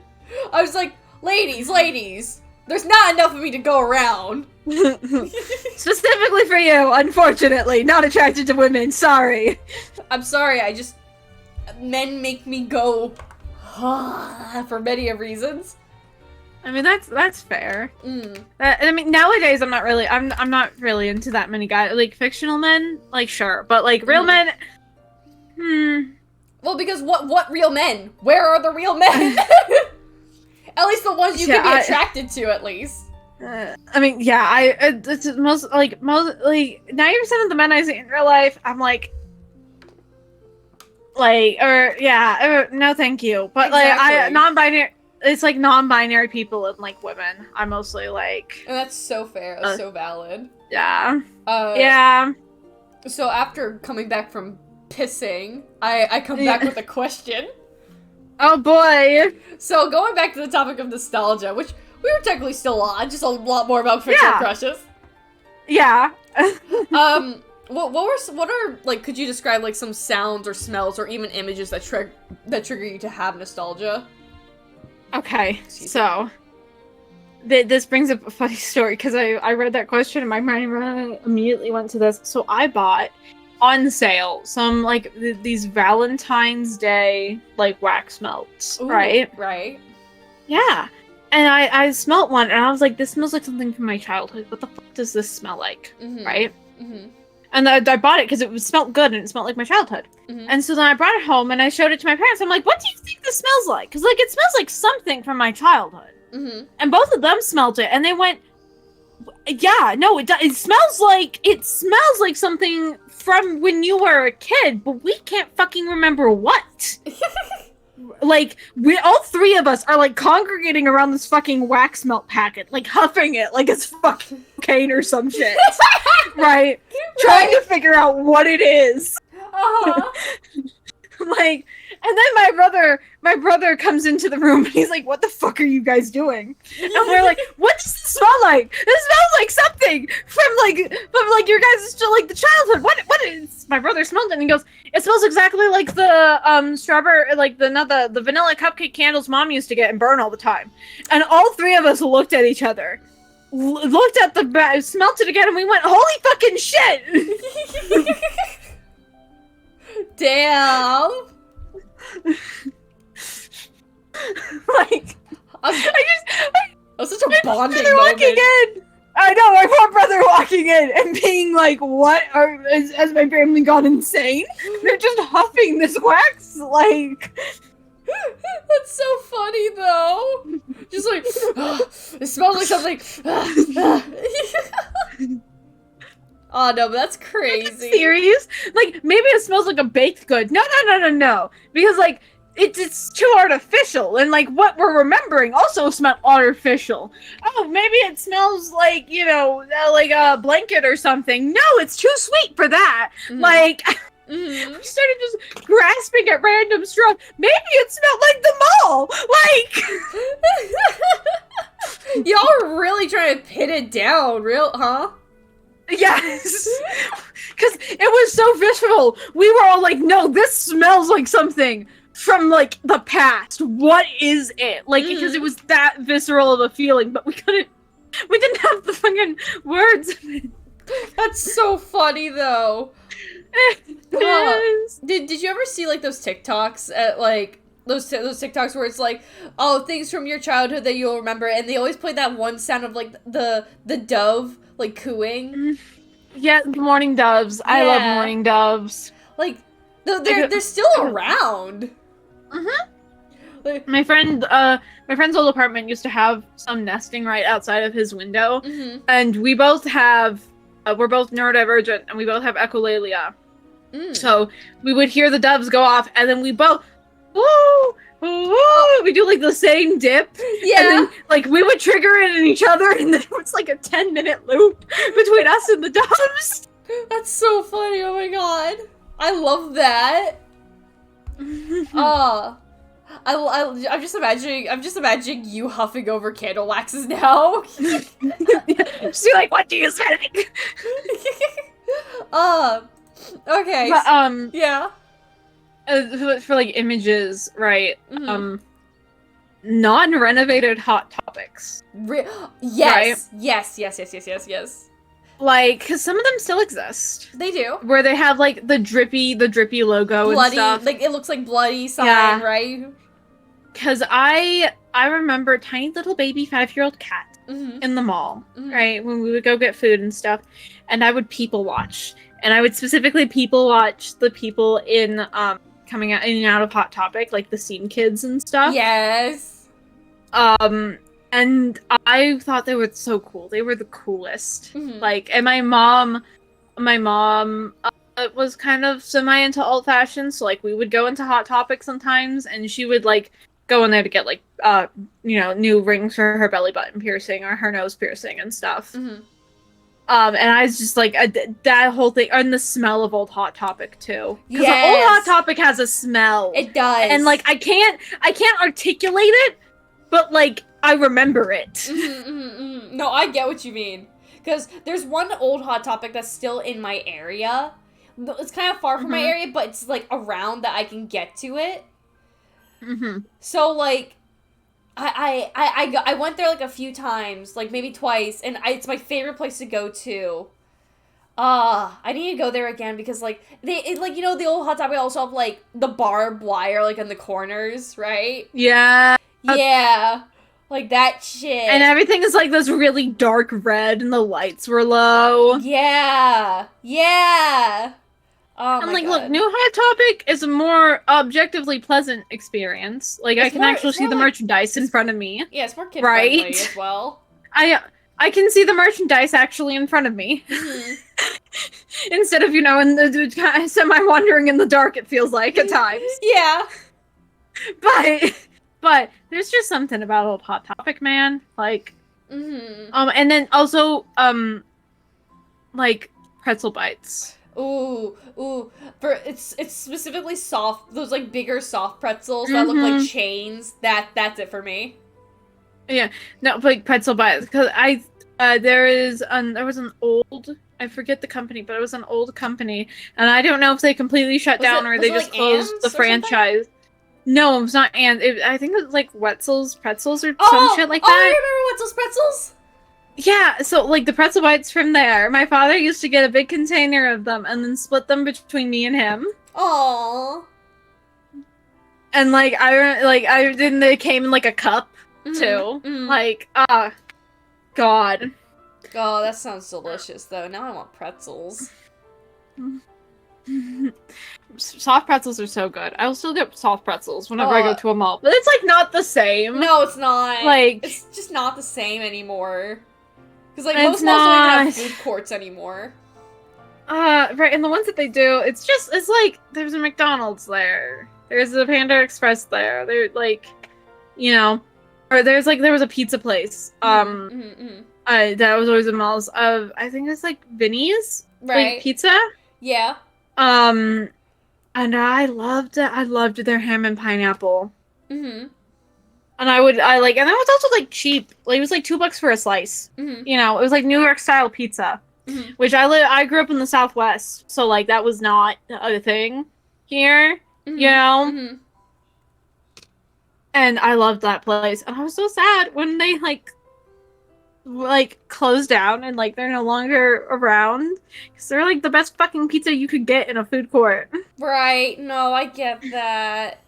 Oh, oh my god. I just old school malls are no longer a thing because everyone online shops nowadays, right? I mean, yeah. I'm not gonna. So where I currently live, me and my friends jokingly call it the land of department stores. Okay. We are a small city, technically, right? We are in the population density for a small city. On the lower end of that population density. And yet we have, like, 8 Targets, 8 Walmarts. We have 3 malls. Like, the only thing to do in this damn city is shopping. Like... Shopping? I'm so, like, you might think I'm being so deadly serious right now. Like... And so, like, our malls are still, like, pretty alive and thriving. In fact, a lot of local small businesses have come in and, like, opened up in them. Like, 2.5 malls, 1 barely counts as a half. This is true. No, it's bad. Yeah, like, Seraph and Vera, like, they're, like, yeah, it's bad. It's pretty much only shopping to do around here. So, like, our mall culture is still going strong, right? It's different. But it's still there. You know? Right. Like I said, there's a bunch of small businesses that have come in. There, one of the malls, the most popular of them, has actually like a little mini humane society in it, and a little like donated thrift store, which you can buy things in, and all the money of it goes to the animals. Right. It's like it's fun, and there's like a bunch of local game stores in the malls. There's one game store in one of the malls here where in the back there's actually a bar where they sell mead and stuff, and you can go back there and like host your D&D night in like what is like themed to be a tavern with mead and everything. I love that. Yeah, it's super fun. You literally have to drive 2 hour-ish to go do anything cool. Yep. Yeah, it's like, yeah, so, you know. I love that for you, actually. My god. I had to move from my old town, so, and, like, the last time I visited my old town in like, a different state, because that's where I had to move states, actually, it's completely, like, tore down. There's nothing there anymore. Oh! Evil Tycoon, thank you for the follow. I appreciate it so much. Hope you enjoy the stream. Thank you. Yeah, no, when I went there, because, funny enough, my evening Tycoon would suffice. Okay, thank you again for the follow. I hope you're having a good time. Funny enough, my boyfriend, I met my boyfriend online, and funny enough, he lives in the state that I used to live in. So if I so if I had not moved out of state, we would have had a more, like, connected relationship. But I'm in a different state, so I had to fly over there whenever I want to see him. Oh, that sucks. I'm sorry for ya. At least it's in an area. At least where he lives is in a place where it's familiar to me. So it's not like I'm going to like an entirely new like state, you know? Yeah. So, but like when I went back there, like I saw oh, Brett, thank you for the resub. Oh, you're so sweet. Thank you for subbing, Brett. I appreciate that so much. Thank you. When I went back there, everything was like gone, and like the Google images for a lot of like the old malls I would go to as a kid, they're just demolished. Like on the inside, they're empty, and it's just really sad. Yeah, that's sad. I hate that like we're just like, oh, everyone online shops now, so we don't need these stinking stores. Yes, we do. Oh my god, yes we do. And I mean, I'm sure, like, if you've been on the internet at all the past couple months, I'm sure you've heard somebody bitch about the death of third places, right? Like, at this point. Yeah. You know? But, like, malls really are kind of, like, the last nail in the coffin for that. Because, like, I mean, like, yeah, malls were, like, for consumerism to buy shit. But, like, you could also just, like, go there. Yeah. And just sit down and people watch and enjoy a fountain. Like, you know? Like, where am I gonna enjoy a fucking fountain now? Now they're rare. No, because like Right. malls are like meetup places. They're not just like shops. They're meetup places. It's a hub essentially. Yeah, like, and then also it's like a useful landmark and stuff too. Of, oh, hey, you know, if you ever want to like, oh, we're hang out, we'll go meet up at the mall, or you know, oh, I'm not sure where to go. Let's just go to the mall, or. Yeah, oh crap, I'm like semi-lost, but I know my way to the mall, right? And from there I can figure other things out, like...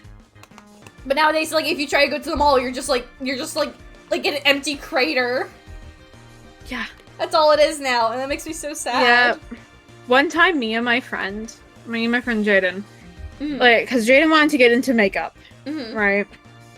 And so came to me, and I was like, I barely know makeup, but okay, let's go. Let's go find a Sephora. Right? We were told this mall has a Sephora. So we go to the mall. And we start walking around looking for the Sephora. Right. Walking, looking. We are not finding the Sephora. Keep walking, we keep looking. We're not finding the Sephora. Oh no. We keep walking. And then eventually we get to a point where we've lapped them all like 3 times. And we're like, okay, we need to stop. So we go and we get coffee. Right? And we sit down in the coffee shop and we're like, okay, what's the plan of action now? Because what the fuck? And then it's like, okay, let's do one last lap and let's see. Okay? We get, right? And I'm like, wait, hold on, let me see if there's like an online map. So we pull up the online map for the mall. And when we keep walking, and then, right, and I'm having such a hard time reading this map, whatever, blah, blah, blah. I'm like staring down at my phone, walking. And then Jaden just tugs on my sleeve and goes, hey, Kat. And I'm like, what, huh? And I look up, and there's a Sephora right fucking there. We passed it like 4 times. That's so funny. I love that, actually. I don't know how we did that, but we did. Honestly, that's like the fun of like malls. You just walk around aimlessly until you find what you're looking for. Or in our case, you're dumbasses and you pass it 4 times. That's me too, is the thing. Oh my god. Nah, I miss malls. I miss malls so much. I'm pretty sure you could just say the name Sephora around Jaden, and Jaden would like whip out that store and be like, hey, I swear to God! Oh my god. I love that story, just you couldn't find it, but it was right there! Yeah. No, I want to go to the mall now. God damn it. But I need to go to the mall to get some new tea. Yeah, there's also a bunch of tea shops in our malls here. I actually have a tea shop in my local mall actually as well. Oh no, yeah. But no, me and all my friends really like fancy loose leaf tea, so we'll like pop in there pretty regularly. Yeah, me. I have a friend named Scribble, and I actually know them in real life because we went to high school together, and we would go to this outdoor mall. It's not an indoor mall; it's an outdoor mall, and I feel like it's not the same strip thing. Mall. Yeah, it's not the same thing as a mall. It's not. It's not the same thing. It's not, because where's the escalators? Yeah, there's a fountain, but it's not the same. You got fountains outside, but you never see a fountain inside. Yeah. Where's the escalator? Where's the air conditioning? Where's the odd sense of like liminal space and like that distinctive mall smell? Yeah, what am I supposed to smell when I'm in like a strip mall? The air? I know, right? Like, but yeah, I've seen escalators in outdoor malls. Yeah, in like fancy states like California. Yeah, and shit. Yeah, you're not gonna get them in like casual states. Yeah. But no, we go to this tea shop all the time together, and I actually got a few bags I need to drink from. Ooh. I have this one tea called Morning in Paris. It's one of my favorites. Oh, what kind of tea is it? Like black herb? It's a black herb, yeah. Oh, fun! I have a lot of wake up teas. I don't really drink like sleepy teas. Same. I drink a lot of black teas, and I drink a lot of herbal teas. I need to start drinking more green teas because I've discovered it's really good for your skin. Yeah. I also a lot of fruit teas. Ooh, I love fruit teas. To be fair, the first one I thought of was when I went to Hawaii. Well, exactly, it's in the fancy state! Yeah, the fancy state, that don't count! So Kat. Yeah? Do you think nostalgia or having nostalgia is like a weakness, or do you think it's rather empowering as we grow up? I think it could go either way, honestly. Like, you know, like, on one hand, I'm very big on like history and theology and stuff. So like, I very much so have the philosophy of don't forget your history, don't forget where you came from, where you originated, right? Right. But at the same time, there is such a thing as your rose-tinted glasses, and you cannot seem to understand that no, times were not better back then. There's just more colors, you know, like. Or stuff like that, you know? And I've definitely seen some people where, like, they have nostalgia for, like, some, questionable or weird things, you know? Yeah. Like, you'll see, like, the trad wives, right? And they're, like, have nostalgia for a time they didn't even fucking live in. Right. Like... Yeah. What do you mean you're nostalgic for when housewives were the standard? You weren't alive yet, Becky! I miss when housewives were a thing. You weren't alive! That's so funny, though. Oh my god. Right, like, and that like, gets... I think that could definitely get kind of problematic, you know? Because it's like... You need to acknowledge, like, the problems of the time, at least, you know? Like, everyone's, like, I see people like, oh my god, the 90s. Yeah, and everyone smoked in public. Like, in enclosed spaces, with children. Right? Like, I'm willing to bet someone at least got cancer from that. Oh my god. Yeah, no, brats are great. Yeah, no, the fashion is really pretty, but do not forget! Don't forget. Oh my god. No, I do agree with that standpoint, because like, there's the positives and negatives of nostalgia.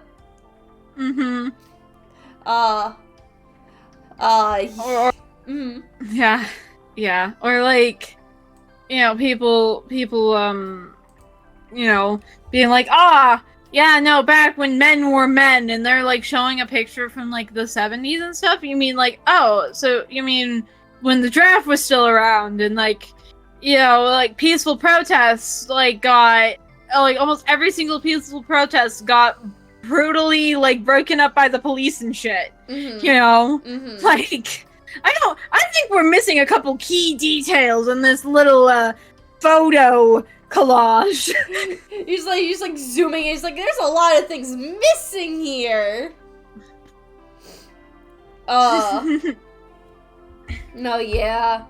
Like nostalgia and history are like very like complex things. Like oh yeah. There's a very big gray area as like if it was a good thing or not, because there's some things that has happened in our past that are just like we're still learning. And I think that's the problem nowadays, like that we have to still continually learn to like live as a society. And the thing is, yeah. No, you can keep going. No, because I just had a thought of like, the perfect example of what I mean by like nostalgia taken too far. You know, Ready Player One. Yes. Yeah, that's nostalgia taken too far. Yeah. Yeah, that really is. When you stop like noticing the new things or you stop trying to create new things, that's when you've like taken it too far. No, yeah, that I agree with that, honestly. The thing is, I used to love Ready Player One as a kid. I mean, same. When the movie came out, I thought the movie was pretty cool, and it's like a fun idea. Yeah. But like reading the book and everything, I'm just kind of like, there was so much potential here, and like it was actually squandered. I can like see that now. I actually never read the book, actually. The book the book did some things better, and the book did some things worse, right? Like, the way that it describes some of the worlds, like, is way more impactful than the movie, just because, like, CGI is, like, more limited, you know? Right. but and then also in the book, the main girl, I forget her name, right? That you know, the main character is like into, but he doesn't see her until like the end of the book. He's like, you know, been forming this relationship through their online avatars. Right. In the book, like the way they describe her appearance, she's very not conventionally attractive. Right?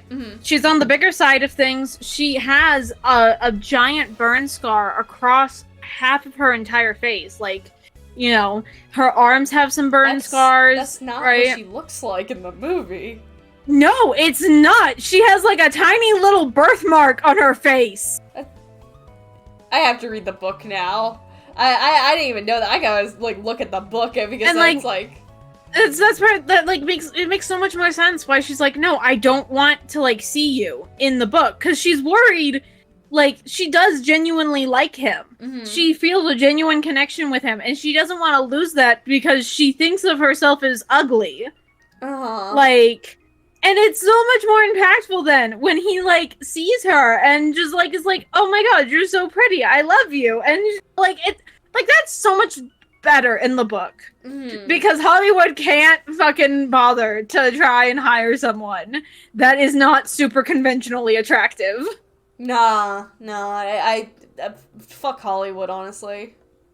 So true. But then there's other things that it like does worse, right? Like I don't like a lot of the character interactions, right? And I think Wade's that's the main character's name. I remember now.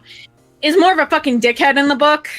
I just want to clarify. Like, I saw this in the chat. The movie came out in 2018? I was still a kid, so I thought the concept was cool. And then re-seeing the movie again as an adult, it sucks. It does suck, actually. Yeah, no, like, yeah, I watched it. Yeah, it came out 2018, so we were, what? We would have been 15? In high school, yeah. Yeah, like 15? 15. I think 15-year-olds are allowed to have bad media takes. Yeah, absolutely. In this day and age? Yeah, like... Look, I mean, yeah, 15-year-olds are allowed to have bad media takes, you know? That's one thing I think Gen Alpha's gonna really fuck up on, is, like, they're already, like, moralizing all their media, like, oh, you like that? That must mean you're a bad person. Y'all are gonna get fucked over. Like, oh, absolutely they are. Like, because the amount of time someone comes out later is like, oh yeah, no, they were actually a problem. And then they're like, well, now that media's bad, but you liked it, so now you feel guilty. Or like, you know, you're gonna moralize, you know, inconsequential, totally normal growing up choices. I fear for Gen Alpha, truly. I also genuinely fear they're not gonna survive. Like, and I don't mean that as like I don't mean that as like I was like, oh, you guys suck. Like the some of the choices I've seen Gen Alpha do, it's just like, y'all aren't living. We need to put them in a room that is designed to perfectly mimic 2010's Tumblr. Like, absolutely. No, absolutely. I think they need to go through that. We need, like, that is a pretty harsh thing to put a child through. But harsh times call for harsh measures, like...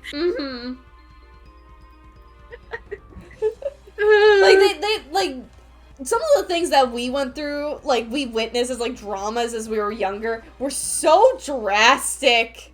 Like, y'all don't know the half of it. Dude, like, we used to get sent links to Reddit 50/50, and if you didn't click on it in front of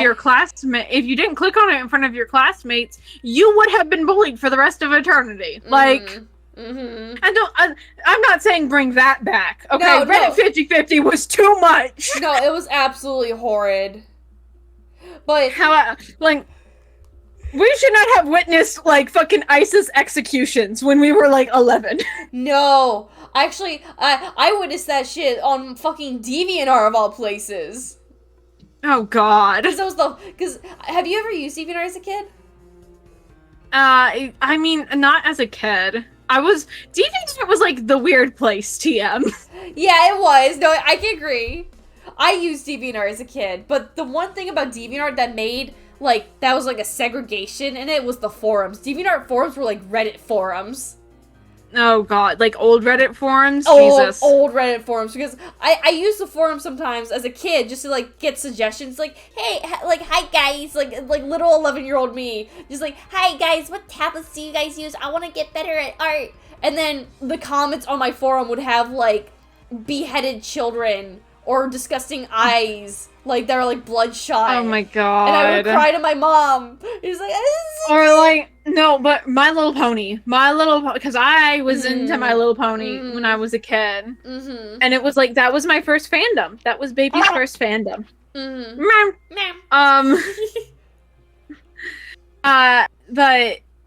that was baby's first fandom of mine, which was the wrong fandom. The wrong fandom to choose to be my first fandom. That, I weary for you. FNAF was my first fandom. The amount of horse sex I have seen is too much. I can't, I'm sorry. I'm saying just the amount of horse sex I've seen. Yeah. No, you're not wrong, I get it, but... I agree. Oh my god. Huh? I know. Dude, if you were in the MLP fandom when it was, like, still young, like, still active, was, like, especially since I was a tiny little 12-year-old girl, like, interacting with what was mostly adult men. Like... Yeah. That noise of horror. Like, yeah. Like. Yeah. Like.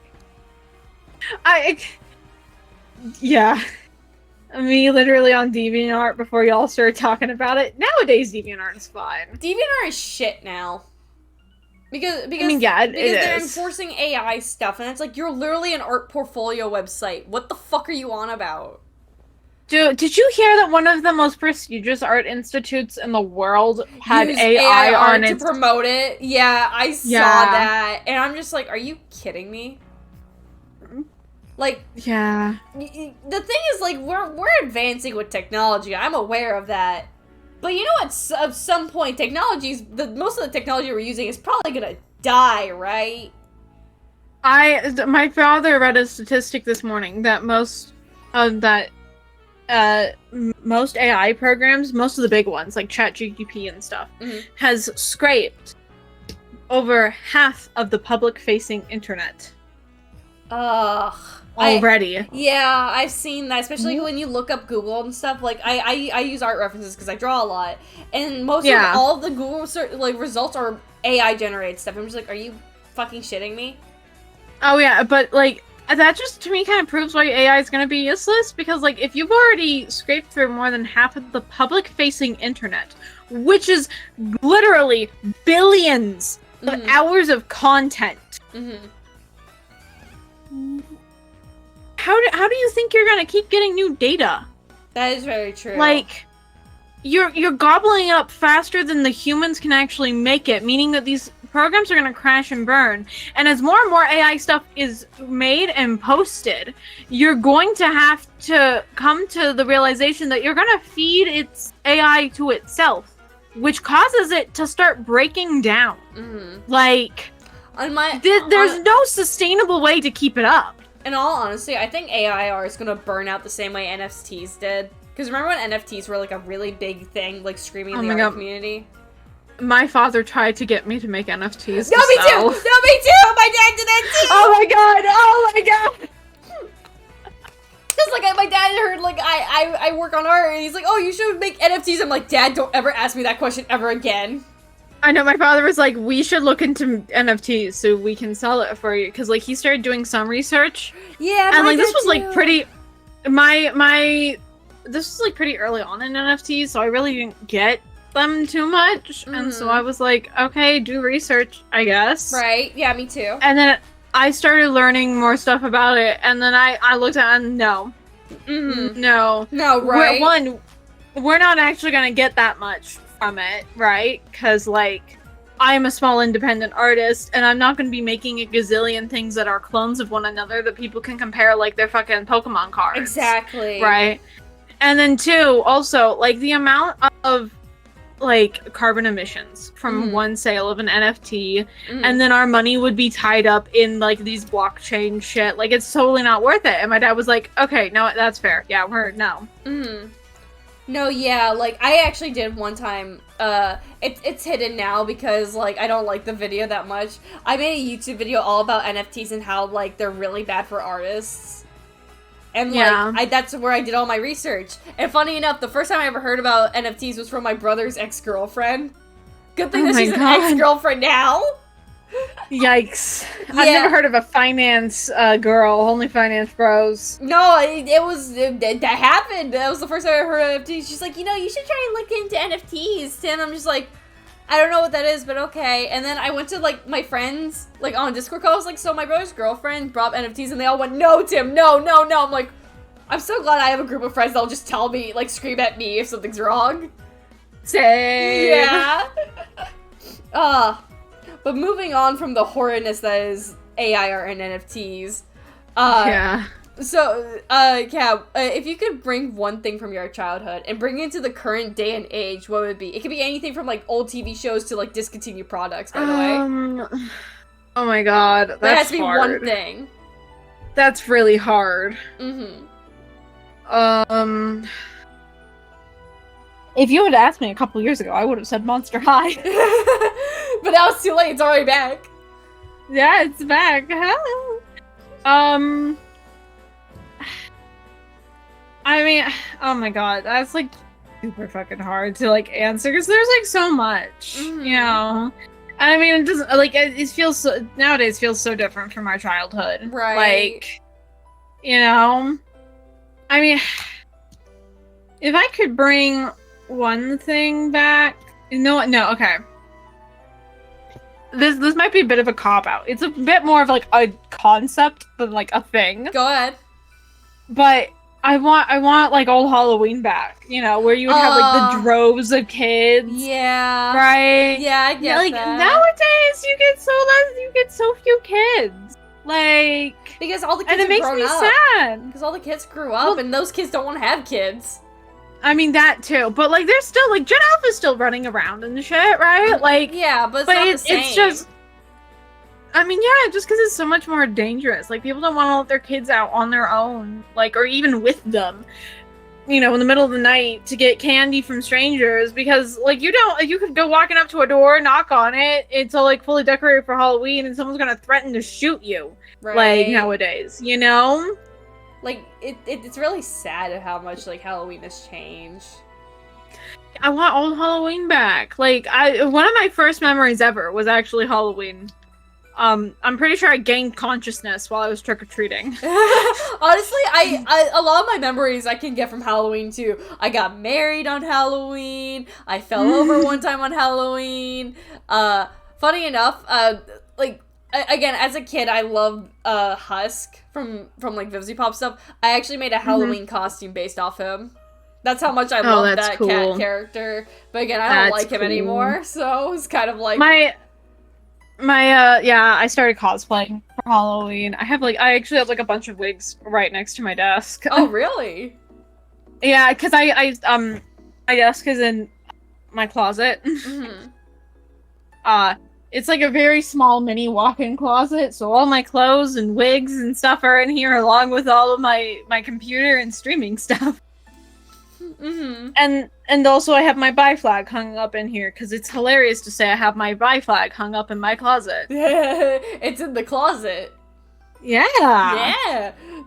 And I'll sometimes call it my clothis. My closet office. I love that.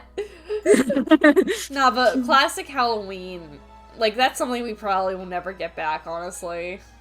No, it's sad. Like, that was so influential to me as a kid. Like, and I want to give that to, like, my kids when I eventually have them in, like, 10 years, but, right? No, I get that. But, like, I probably won't be able to. It's just, like, sad. Like, you can only try to give so much of, like, that small portion, but, like, you would also, like, depending on whatever happens by that point, you have to be careful as hell. Yeah, like, yeah, and also, Halloween's my favorite holiday, and like I said, I'm 90% sure I gained consciousness while trick-or-treating when I was, like, 5. Actually, no. I miss trick-or-treating, honestly. I want to go trick-or-treating as an adult, but...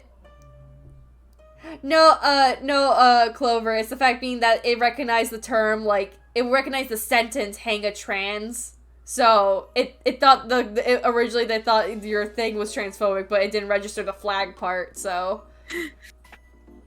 No, you're good. God. You're all good. You're good. Don't worry. Automod gets a little touchy at times. It does. It does, but at least it's there. I mean, yeah. Thank God for it. Right. Sometimes.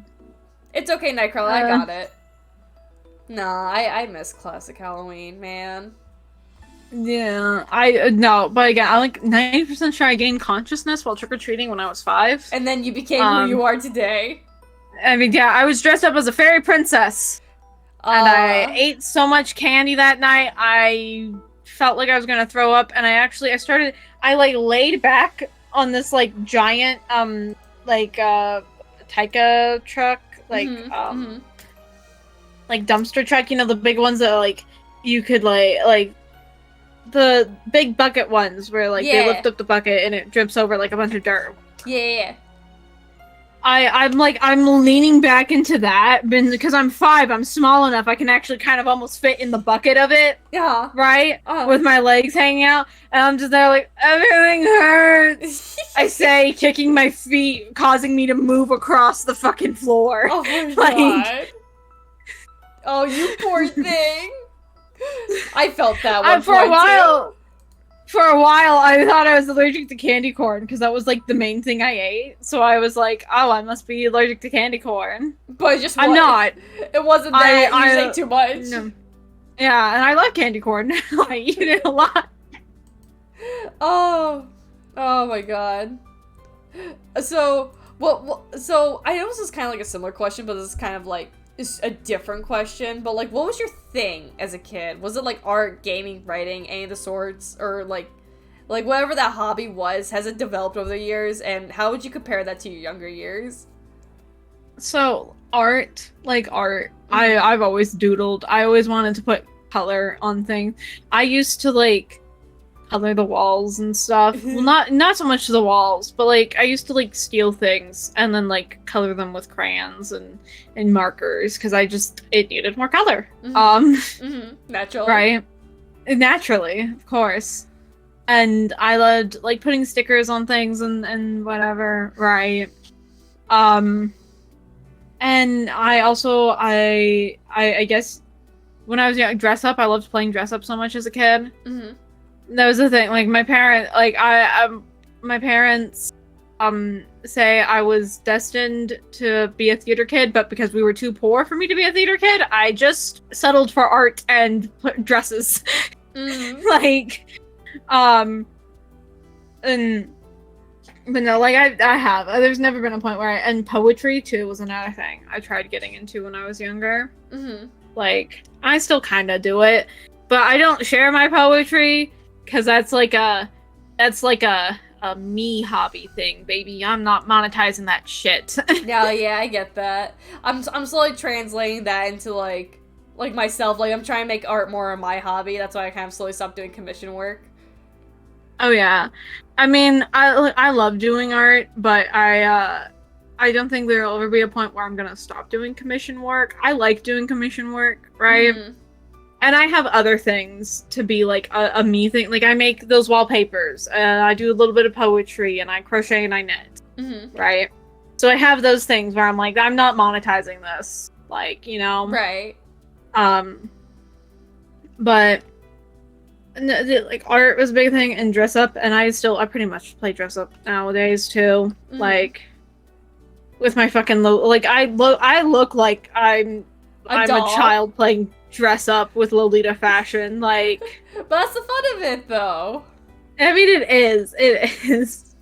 I like making fun of myself sometimes.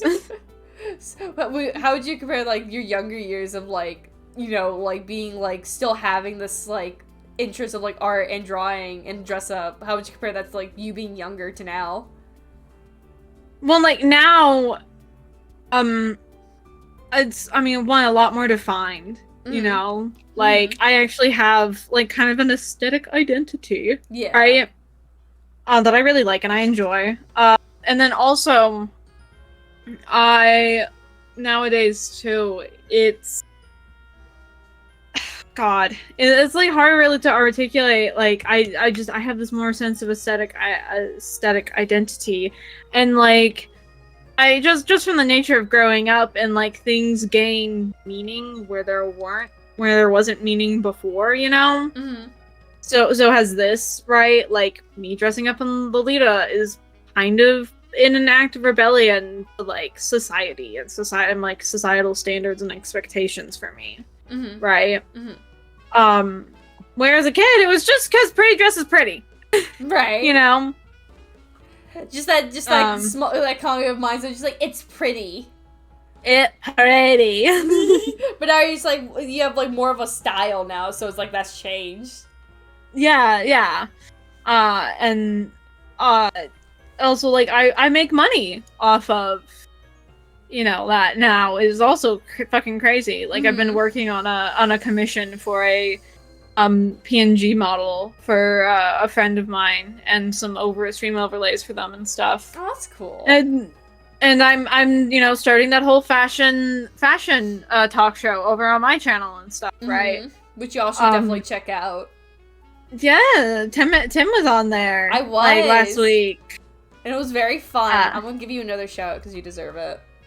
Oh, thank you. The VOD is still up on my Twitch, but also it's on my YouTube, which is like the same username. Oh no, Owl's phone died. Well, I'm glad you're back, hon. Welcome back to the living. Yeah.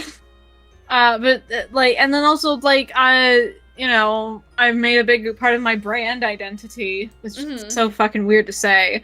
Is, you know, this is like Lolita fashion. Right. I should follow Kat. You've been following me. You know, like, so it's kind of weird, but like in a good way. To think about like these things that I loved and I put so much time and effort in have more meaning now, and like I'm able to make some money off of them, so I can spend more time doing them because we live in a capitalist hell society. So yeah. You gotta make, it's like, the only, it's like, what better therapy than retail therapy, am I right? Yeah. Yeah. Oh, this is a question I'm a little curious about. Okay. What would you consider the cringiest thing you did as a kid? This is a safe for work question, by the way. Would you do that same cringy thing, or would you have changed it if you could? Okay, there's a lot of cringy things I did. What was the cringiest of them all, though? Oh god. Okay, there's this one moment. I don't know if this is the cringiest. I remember it the most though, and I remember it the most often, so it at least made me cringe the most. Oh god. So do you remember Wizards of Waverly Place? I don't think I know that, actually. Okay, so it was a Disney Channel show. And it was about these three kids, and all of them were wizards, right? And there was like you know, the secret magic society, and then there's like normal human society, right? Yes. And so it's their escapades living in the normal human society, but like the whole like big thread of the whole show was like only if there's like more than one kid in a wizard family, like only one of them gets to keep their powers. Right? So like when they're all kids, they get to keep their powers, but when the youngest turns 18, they all have to like fight to see who gets the powers. Right, but like if you lose your powers, you then can have magic kids and you can still be a part of the society. You just don't have magic now. I never understood why they did that, but they did. And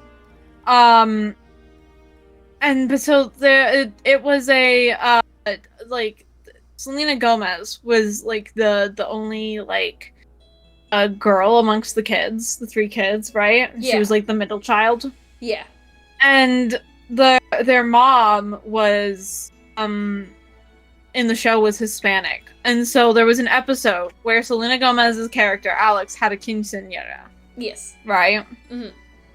I am a tiny little 7-year-old. Okay? Oh boy, yes.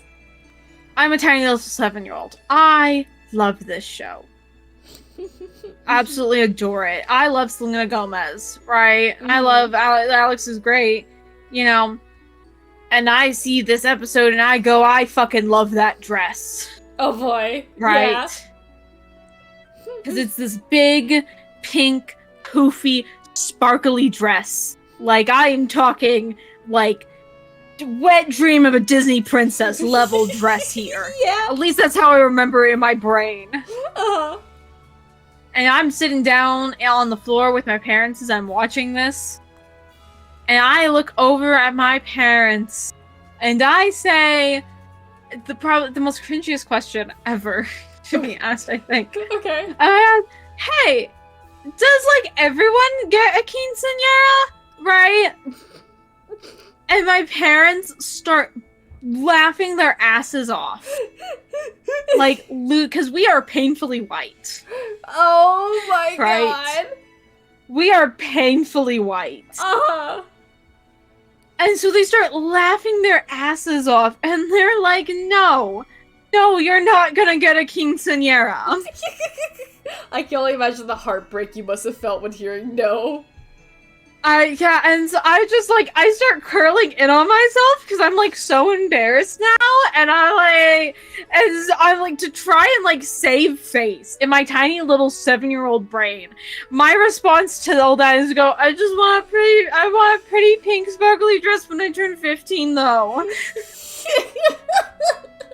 Can I have a quinceañera? Honey, we're white. Yeah. Oh my god. That's so I have flashbacks to this memory when I try to sleep at night. That's so funny though. Oh my god. Oh, I can't. I can't. And to make it worse, I was so embarrassed from this. I hid in the office. I walked into the office and I closed the door and I hid in there. Oh my god.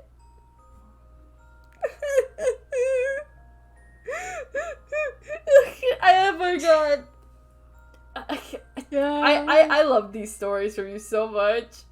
I love Poor 7-year-old cat. Oh my god. Oh, that's a good one. That's a good cringy story. So, do you think your past self, with everything you've done so far, you're 21 now, right? Yeah, yeah. You've been on this planet for 21 years. Thanks for reminding me. I remind myself in the process, don't worry. Do you think your past self would be excited or even proud of the person you become, or do you think otherwise? So, okay, like 5-year-old me? Mm-hmm. 5-year-old me would have loved me. Mm-hmm. She would have thought I was the coolest person ever. Mm-hmm. Right? Oh my god, you're just like the cool kids that go to the cool old kids that go to Hot Topic. And you've kept so many of the things that like I love so much. Mm-hmm. And it is damn the DVD. Yeah, I noticed that like 2 hours ago and I didn't say anything and pretend like it hasn't been bothering me. No, I know it does that. I think it's funny, so I keep it.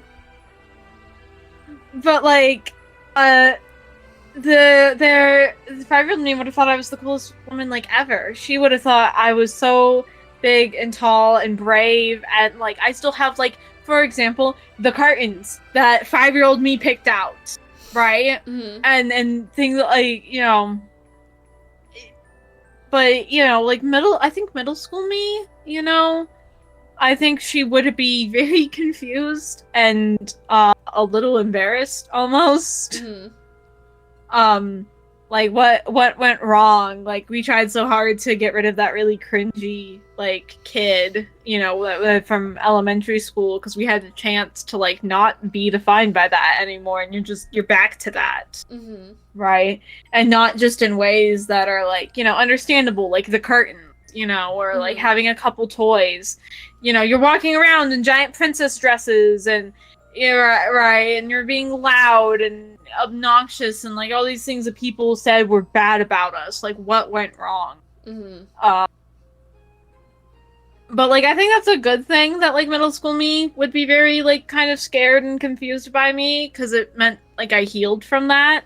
You know? Yeah. But yeah, like 5-year-old me she would love me, and that like keeps me going a lot of most days. That makes me, that's a very like sweet thought to like that process though. Yeah.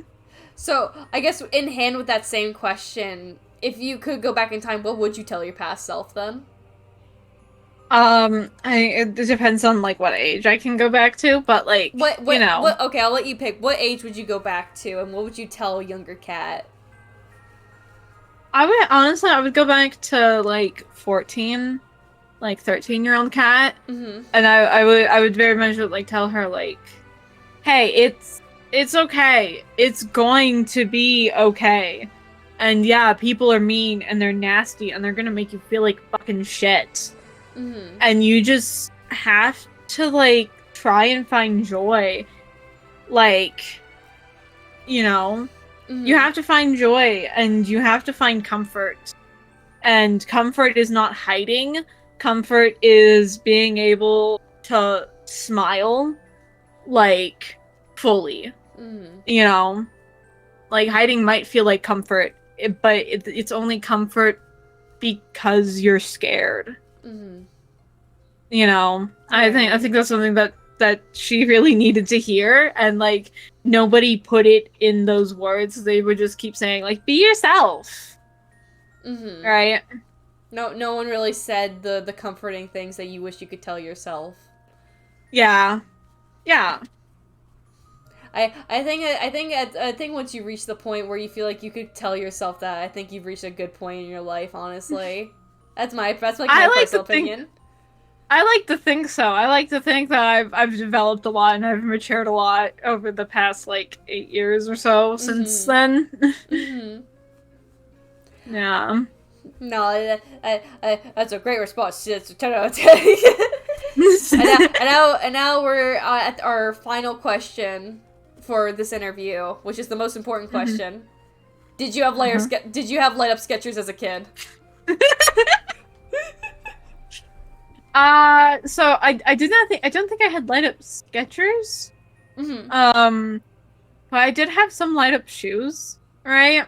They weren't Skechers though? They weren't Skechers though.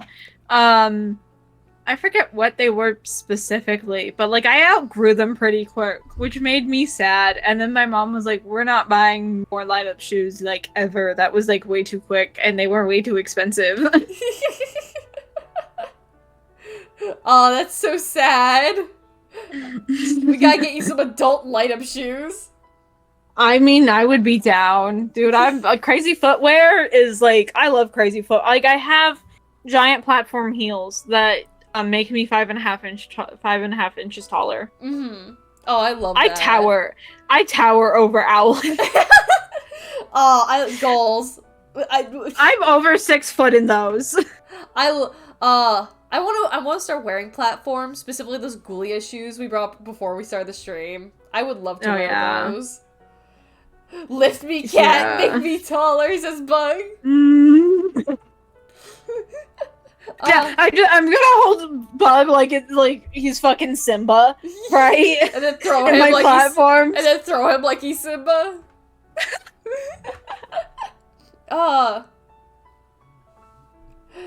Wait, awesome.